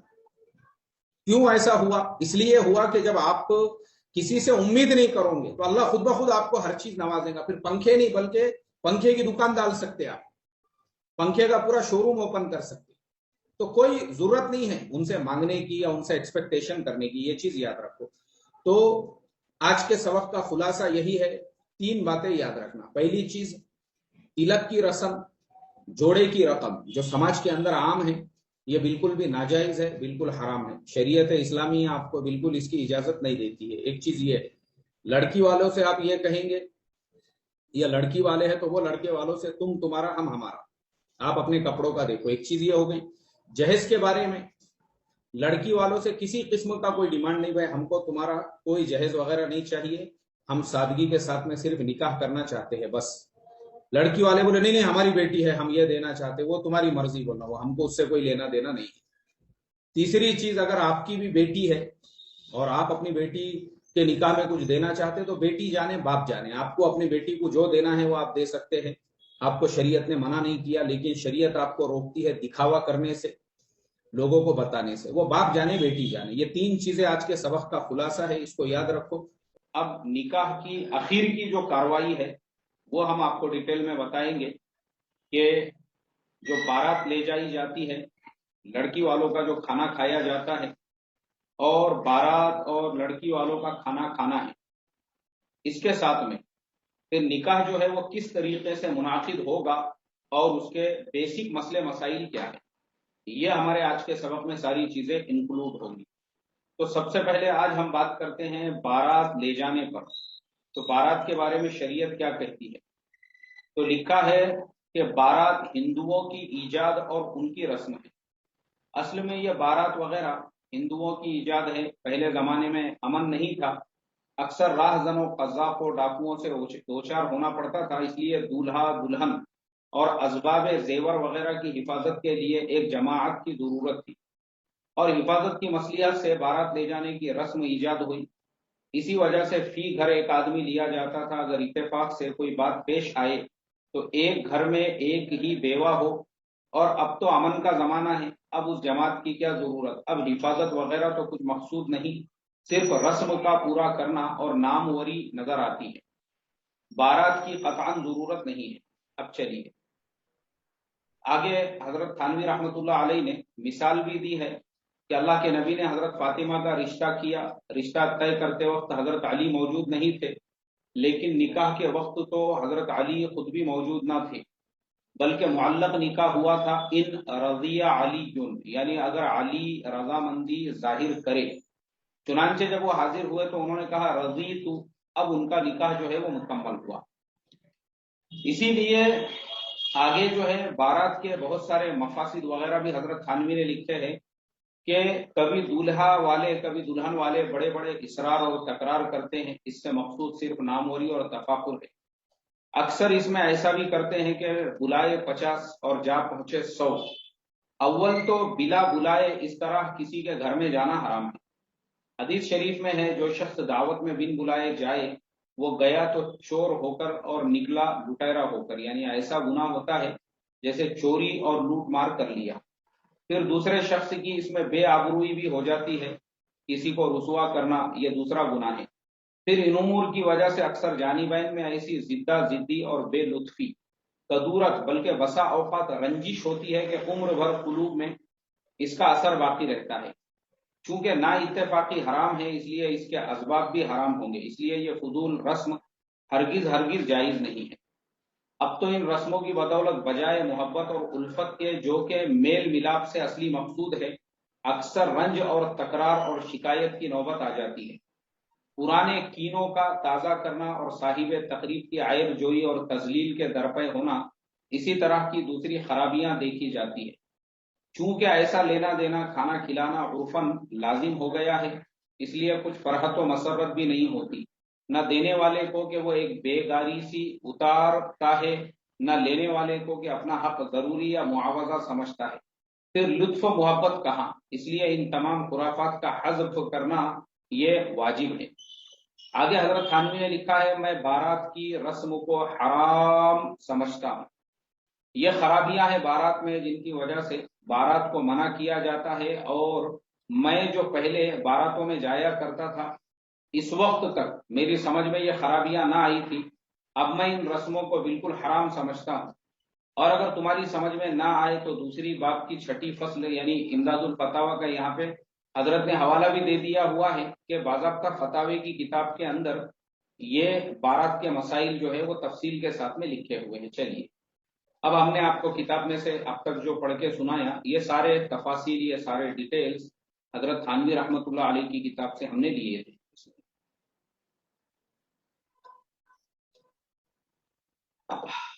الحمدللہ اب ہم آپ کو اس کا خلاصہ کر کے بتاتے ہیں کہ بھائی اس میں حضرت تھانوی رحمۃ اللہ علیہ نے یہ سارے ڈیٹیلز لکھے اور آخر میں لکھا کہ میں اس کو حرام سمجھتا ہوں۔ اس کا کیا مطلب ہے؟ سب سے پہلی چیز، بارات کیوں لے جاتے تھے اور یہ رواج کہاں سے بنا؟ تو اس کے لیے ہم لوگوں کو سب سے پہلے یہ سمجھنا ضروری ہے کہ پہلا جو زمانہ تھا، تو پہلے زمانے میں کیا ہوتا تھا کہ شادیاں دوسرے گاؤں میں ہوتی تھی۔ اب دوسرے گاؤں میں شادی ہے، اس گاؤں سے لڑکے والے نکلے ہیں، اب یہ گاؤں سے دوسرے گاؤں جانا ہے، تو چونکہ پہلے زمانے میں جو ہے چوریوں کا، ڈاکوں کا ڈر ہوا کرتا تھا، اور اکثر لوگ جو ہے بیل گاڑیوں کے اندر سفر کیا کرتے تھے، بیل گاڑیاں ہوتی تھی، تو پہلے زمانے میں یہ رواج بنایا گیا کہ بھائی اب ایک گاؤں والے دوسرے گاؤں میں جا رہے ہیں نکاح کے لیے، اور وہ دوسرے گاؤں کی لڑکی جب نکاح کر کے لے کر آئیں گے تو اس لڑکی کے بدن پر زیورات ہوں گے، سونے کے جہیز کا سامان ہوں گا، لڑکی کے کپڑے وغیرہ ہوں گے۔ اب یہ ساری چیزیں ہوں گی، اب وہ لڑکی اگر اکیلی یا اس کا شوہر اور خالی سسرال والے یہ 10-12 لوگ گھر کے جا کے اگر اس کو لے کر آ رہے ہیں تو چوری ہونے کا اور ڈکیتی کا بہت زیادہ ڈر ہوا کرتا تھا۔ جیسے آپ لوگوں نے دیکھے ہوں گے پہلے زمانے میں جو ہے پرانی فلمیں وغیرہ جو ہوا کرتی تھی، ویسے فلموں کے اندر آپ نے دیکھے ہوں گے 2 نالی کی بندوق والے جو ڈاکو ہوتے تھے، ڈاکو جو ہوتے تھے گھوڑوں کے اوپر جو ڈاکو ہوتے تھے نا، تو وہ ریل گاڑیوں کو لوٹ لیتے تھے، چلتی ہوئی جو ریل گاڑی ہے ویسی ریل گاڑیوں کو لوٹ لیتے تھے۔ ہمارے اسٹوڈنٹس میں ایک ہمارے شاگرد ارشد بھائی ہے جو جھارکھنڈ کے رہنے والے ہیں. ہمارے ارشد بھائی کا جو جھارکھنڈ کا علاقہ ہے وہاں تو جگہ جگہ پہ جو ہے وہ کوئلے کی کانیں ہیں, کوئلے کی کانیں. دھنباد میں کوئلے کی کان ہے, اسی طرح سے جو ہے ٹاٹا نگر ہے, جمشید پور وغیرہ وغیرہ ہے. وہ علاقے کے اندر تو جو کوئلے سے بھری ہوئی مال گاڑیاں ہوتی تھی وہ مال گاڑیوں کو لوٹ لیتے تھے لوگ. تو پہلے زمانے میں کیا ہے, مال گاڑیوں کو لوٹ لیا جاتا تھا, بسوں کو لوٹ لیا جاتا تھا. اب آج کی نیوز ہے, آج میں نے پڑھا ہوں کہ اس کے اندر اتراکھنڈ کے ایریے میں کہیں پہ ایک ٹرین کو لوٹ لیا گیا, آج کی خبر ہے. تو اب آپ سوچو کہ آج کے زمانے میں بھی ٹرینوں کو لوٹا جا رہا ہے, اور وہ زمانے میں تو زیادہ تر مال گاڑیوں وغیرہ کو تو یہ شادی بیاہ کو لوٹنا تو لوگوں کے لیے عام بات ہوا کرتی تھی. تو اس وجہ سے پہلے لوگوں نے یہ طے کیے کہ بھائی جس گاؤں سے بھی لڑکے والے نکاح کے لیے دوسرے گاؤں جا رہے ہیں تو ہر گھر سے ایک آدمی کو لے لیا جائے. اب ہر گھر سے اس لیے ایک ایک آدمی لیتے تھے کہ بھائی ایک آدمی گھر پہ رہے, اگر مان لو رستے میں کچھ لڑائی جھگڑا بھی ہوتا ہے, وہ مر بھی جاتا ہے, تو کم سے کم ایک آدھا آدمی گھر پہ بھی ہونا چاہیے. تو لوگوں کے ہاتھ میں ایسے ڈنڈے ہوتے تھے, اور وہ ڈنڈوں کے ساتھ میں وہ بارات جو ہے وہ نکلتی تھی دوسرے گاؤں کے لیے. اب راستے میں ان کا کھانا بھی پک رہا ہے اور بارات کا پڑاؤ بھی ہو رہا ہے, اور یہ گاؤں سے وہ گاؤں تک بارات کو جانے میں کم سے کم بعض اوقات 1 دن 2 دن کبھی کبھی 3 دن لگ جایا کرتے تھے. اب بارات وہاں پہ جاتی تھی, اس کے بعد میں وہ جو لڑکی والے ہوتے تھے بارات کے رہنے کا کھانے کا انتظام بھی کرتے تھے, اور پھر بارات کے جو لوگ ہیں وہ تھوڑی اپنی تھکاوٹ بھی نکالتے تھے. چارپائیاں لگی ہوئی ہوتی تھی, ہوتے وغیرہ ان کے لیے ہوتے تھے. اب اس کے بعد وہ بارات وہاں پہ 1-2 دن رکتی, شادی بیاہ ہو جاتا, اس کے دوسرے تیسرے دن پھر بارات وہاں سے جو ہے روانہ ہوتی. تو یہ جو سسٹم ہوتا تھا یہ سیکیورٹی کے لیے ہوا کرتا تھا. اب ہمارا زمانہ آ گیا ٹرینوں کا, بسوں کا, کاروں کا. اب ہمارے زمانے میں تو ویسے یعنی دلہن کو لوٹ کر لے کر جانا یا اس طرح سے شادی بیاہ کو لوٹنا یہ تو آج پاسبل ہی نہیں ہے. تو آج کے زمانے میں تو عموماً ایک کار میں فیملی کے 4 لوگ بھی اگر لڑکی کے گھر پہ جاتے ہیں اور نکاح کر کے آ جاتے ہیں تو آسانی کے ساتھ میں نکاح ہو سکتا ہے. تو ہمارے زمانے کے اعتبار سے اگر دیکھا جائے تو وہ بارات لے جانے کی آج بالکل بھی ضرورت نہیں ہے, بالکل بھی ضرورت نہیں. یہ جو ہم سوچتے ہیں کہ اپنی جو برادری ہے, برادری کے ہر گھر کے ایک آدمی کو لے کر جائیں گے, تو لڑکی والوں کے سامنے یہ ڈیمانڈ رکھا جاتا ہے بھائی دیکھو ہمارے جو برادری کے 500 لوگ رہیں گے اور 200 ہمارے ہندو دوست ہے, گاؤں والے ہیں, ہمارے پہچان والے, کیونکہ ہمارے گاؤں وغیرہ کھیڑے پاڑوں میں تو عموماً کھانا بھی ہندوؤں کا ہی بنتا ہے, جس میں پوری بھاجی, ورن, بھات اور بندی اور جلیبی یہ سب چیزیں پکائی جاتی ہیں. تو بہت سے کھیڑے پاڑوں میں تو یہ بھی ہوتا ہے کہ بھائی جب ہندو مہمان زیادہ رہے تو پھر پورا کھانا بھی انہی کا بنایا جاتا ہے. تو یہ جو لڑکی والوں کے سامنے آج بھی جو لوگ یہ ڈیمانڈ رکھتے ہیں, تو یہ جو لڑکی والے اب کیا ہوتا ہے بعض اوقات, چلو یہ سب چیزیں تو گاؤں کھیڑے کی ہو گئی. اب پونے جیسے شہروں کا حال یہ ہے, ابھی مجھے خود ایک ولیمے کی دعوت ہے 5 سپٹمبر کو یہاں کی ایک 5 اسٹار ہوٹل کے اندر ولیمے کی دعوت ہے. وہ آپ لوگوں نے ایسی جو ہے ابھی گیا نہیں, میں انشاءاللہ جاؤں گا کبھی تو آپ لوگوں کو بھی میں بتاؤں گا وہاں کی کارگزاری. تو اب بڑے شہروں میں تو ایسا ہو گیا ہوا ہے کہ فنکشن ہال میں بھی نہیں, بڑی بڑی جو 5 اسٹار ہوٹل ہے, لی میریڈین, ایسی ہوٹلوں کے اندر لوگ, میں کئی مرتبہ جا چکا ہوں لی میریڈین کے اندر ایسے ہی فنکشنز اٹینڈ کرنے کے لیے. تو میں نے دیکھا ہوں وہاں پہ جو ہائی ٹیک ہوتا ہے سسٹم, اور میں نے ایک بار ایک کیٹرر کو مطلب وہ جو کھانا وغیرہ کا وہ جو سرو کرتے ہیں وہاں پوچھا میں نے ان کو, تو میں ایک دعوت میں گیا تھا, اس ٹائم پہ پر پرسن جو ہے 2500 روپئے کی, مطلب پر پرسن جو ہے 2500 روپئے انہوں نے بل ان کا جو ہے پے کیا تھا. اور اس ٹائم پہ جو ہے صرف 300 لوگوں کو دعوت تھی, وہ 300 لوگوں میں میں بھی ایک تھا. تو میرا وہاں پہ جانا ہوا, تو تب ویسے تو میں کئی مرتبہ گیا, لیکن ایک مرتبہ میں نے اس کو پوچھا خاص طور پہ, میں بولا یار یہ جو فنکشن ہے اس میں یہ جو تم لوگوں کا ریٹ ہے وہ کیا حساب سے ہے, یعنی پر پرسن کے. اس نے بولا سر یہ 2500 روپئے کے حساب سے ہے. اب آپ مجھے بتاؤ کہ آج کل ایسا ہو چکا ہے کہ بعض لوگ لڑکی والوں کو یہ پریشرائز کرتے ہیں, بھائی ہمارے جو گیسٹ ہے وہ بہت ہائی ٹیک ہے, سب آفیسرس ہے, سب ہائر ایجوکیٹڈ ہے, سب لوگ اگر ہمارے یہاں آئیں گے وہ فنکشن ہال میں نہیں آ سکتے ہیں, وہ کسی منڈپ میں نہیں آ سکتے ہیں, تو آپ ہمارے گیسٹ کو جو ہے لی میریڈین, حیات ریجنسی اور اس طرح سے جو بڑی بڑی ہوٹلس ہے وہاں پہ 5 اسٹار ہوٹلوں میں دعوت دی جاتی ہے. اب آپ مجھے بتاؤ وہ لڑکی کا باپ اگر 2500 روپئے ایک آدمی کے پے کر رہا ہے تو وہ 100 لوگوں کے 2.5 لاکھ روپئے ہو گئے, 200 لوگوں کے 5 لاکھ روپئے ہو گئے, اور 300 لوگوں کے وہ ہو گئے 7.5 لاکھ روپئے صرف کھانا کھانے کے اندر. یہ میں آپ کو اس دعوت کی بات بتا رہا ہوں جس میں میں خود پرسنلی پریزنٹ رہا ہوں, وہاں کی میں آپ کو بات بتا رہا ہوں. تو مجھے آپ بتائیے کہ ایسے جب آپ ان کے اوپر یہ بوجھ ڈال رہے ہو تو یہ تو بالکل آپ کے لیے حرام ہوگا، ناجائز ہوگا، بارات کو لے جانا اور لڑکی والوں کے اوپر یہ پریشرائز کرانا۔ اب ہم آتے ہیں اسلام اس کے بارے میں کیا رہبری کرتا ہے۔ تو اسلام کی رہبری یہ ہے کہ اللہ کے نبی صلی اللہ علیہ وسلم نے اپنے جو نکاح جتنے بھی کیے اس میں کہیں پہ بارات کا ذکر نہیں ہے، نہ ہی لڑکی والوں کے کھانے کا ذکر ہے۔ تو اس کے لیے آج کے سبق کا، یعنی یہ آدھا ہوا ابھی سبق ہمارا، آج کے آدھے سبق کا خلاصہ یہ ہے کہ لڑکی والوں کے کھانے کو ہم الحمدللہ لڑکی والوں کے کھانے کو ہم اوائڈ کریں گے اور لڑکی والوں کو صاف طور پہ یہ بولیں گے بھائی ہم کو نکاح کا کھانا نہیں چاہیے، ہم ہمارے رشتہ داروں کو ولیمہ کریں گے تو کھلائیں گے۔ ابھی جیسے میں ہمیشہ مثال دیتا ہوں، ہمارے فرزند کے نکاح میں بھی ہم نے ایسا ہی کیے، لڑکی والوں کو یہ بول دیے ہم بالکل آپ کا کھانا نہیں کھائیں گے، اور بعد میں ہم نے ولیمہ کیے، ہم نے ہمارے 1200 رشتہ داروں کو ہمارے گاؤں میں کھانا کھلائے لے جا کے۔ تو کیسا ہے یہ چیز ہماری کلیئر ہونا چاہیے کہ ہم کو کھلانا ہے نا، ہم اپنے جیب سے کھلائیں نا، ولیمے کے اندر ہم کھلائیں۔ لڑکی والوں کا کیوں کھلا رہے، تم ان کا کھلا کے اس کے اوپر فخر کر رہے ہو۔ اب آگے جو میں نے کتاب میں سے پڑھا ہوں، جو حضرت تھانوی رحمۃ اللہ علیہ نے لکھا ہے کہ اکثر اس مسئلے کی وجہ سے فتنے فساد پیدا ہوتے ہیں۔ چلیے اب میں آپ کو فتنے فساد کے بھی 2 واقعات سناتا ہوں۔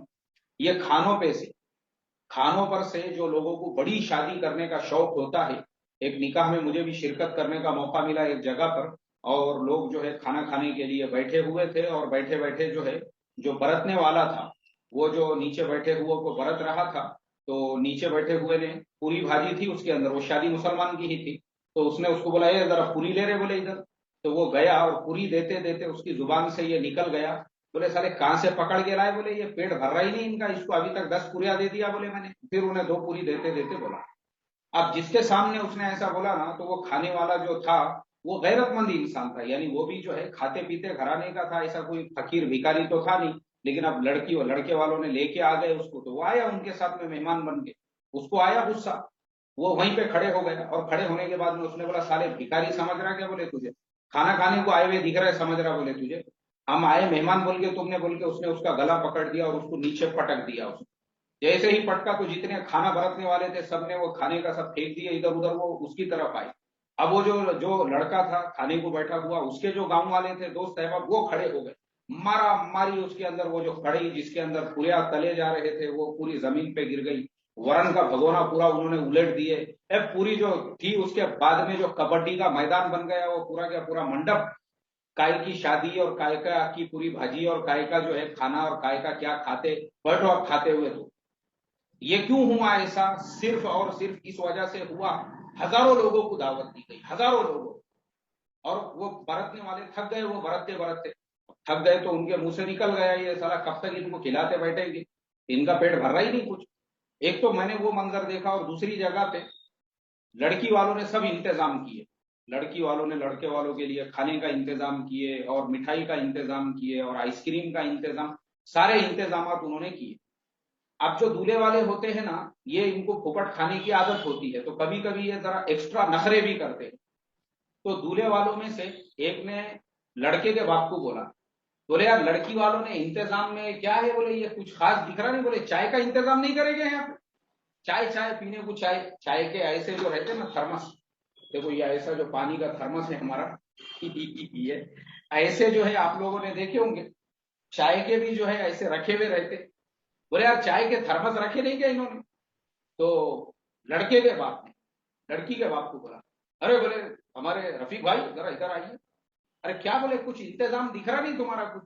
تو لڑکی کے باپ نے بولا بھائی انتظام دیکھو نا، بولے وہاں پہ چکن تندوری کا انتظام ہے، وہاں پہ جو ہے گلاب جامن کا انتظام ہے، آئس کریم انلمیٹڈ فری ہے، بولے جو تمہارے مہمانوں کو جتنا کھانے کا ہے اتنا آئس کریم کھا سکتے ہو، کوئی مسئلہ نہیں ہے، آئس کریم انلمیٹڈ رکھا ہوا ہے، پوری بھاجی کا وہ کیا بولتے گول گپے کا اسٹال لگا ہوا ہے، سب کچھ تو ہے۔ بولے نہیں چائے کا اسٹال دکھ رہا نہیں، بولے چائے والے دکھ رہے نہیں یہاں پہ، تو بولے دیکھو اپنا جو ہال ہے اس کے گیٹ پہ ہی 2-4 چائے کی ہوٹلیں ہیں، نہیں وہ ویسا نہیں ہے نا، ہمارے مہمان شکایت کر رہے نا، بولے وہ ہمارے جو مہمان ہیں وہ شکایت کر رہے، وہ بول رہے کہ بھائی یہ لڑکی والوں نے چائے کا انتظام نہیں کیا تھا۔ تو انہوں نے بولے یار چائے کی اپنی بات نہیں ہوئی تھی، نہیں بات نہیں بھی ہوئی تو کرنا چاہیے نا، بولے تم نے انتظام۔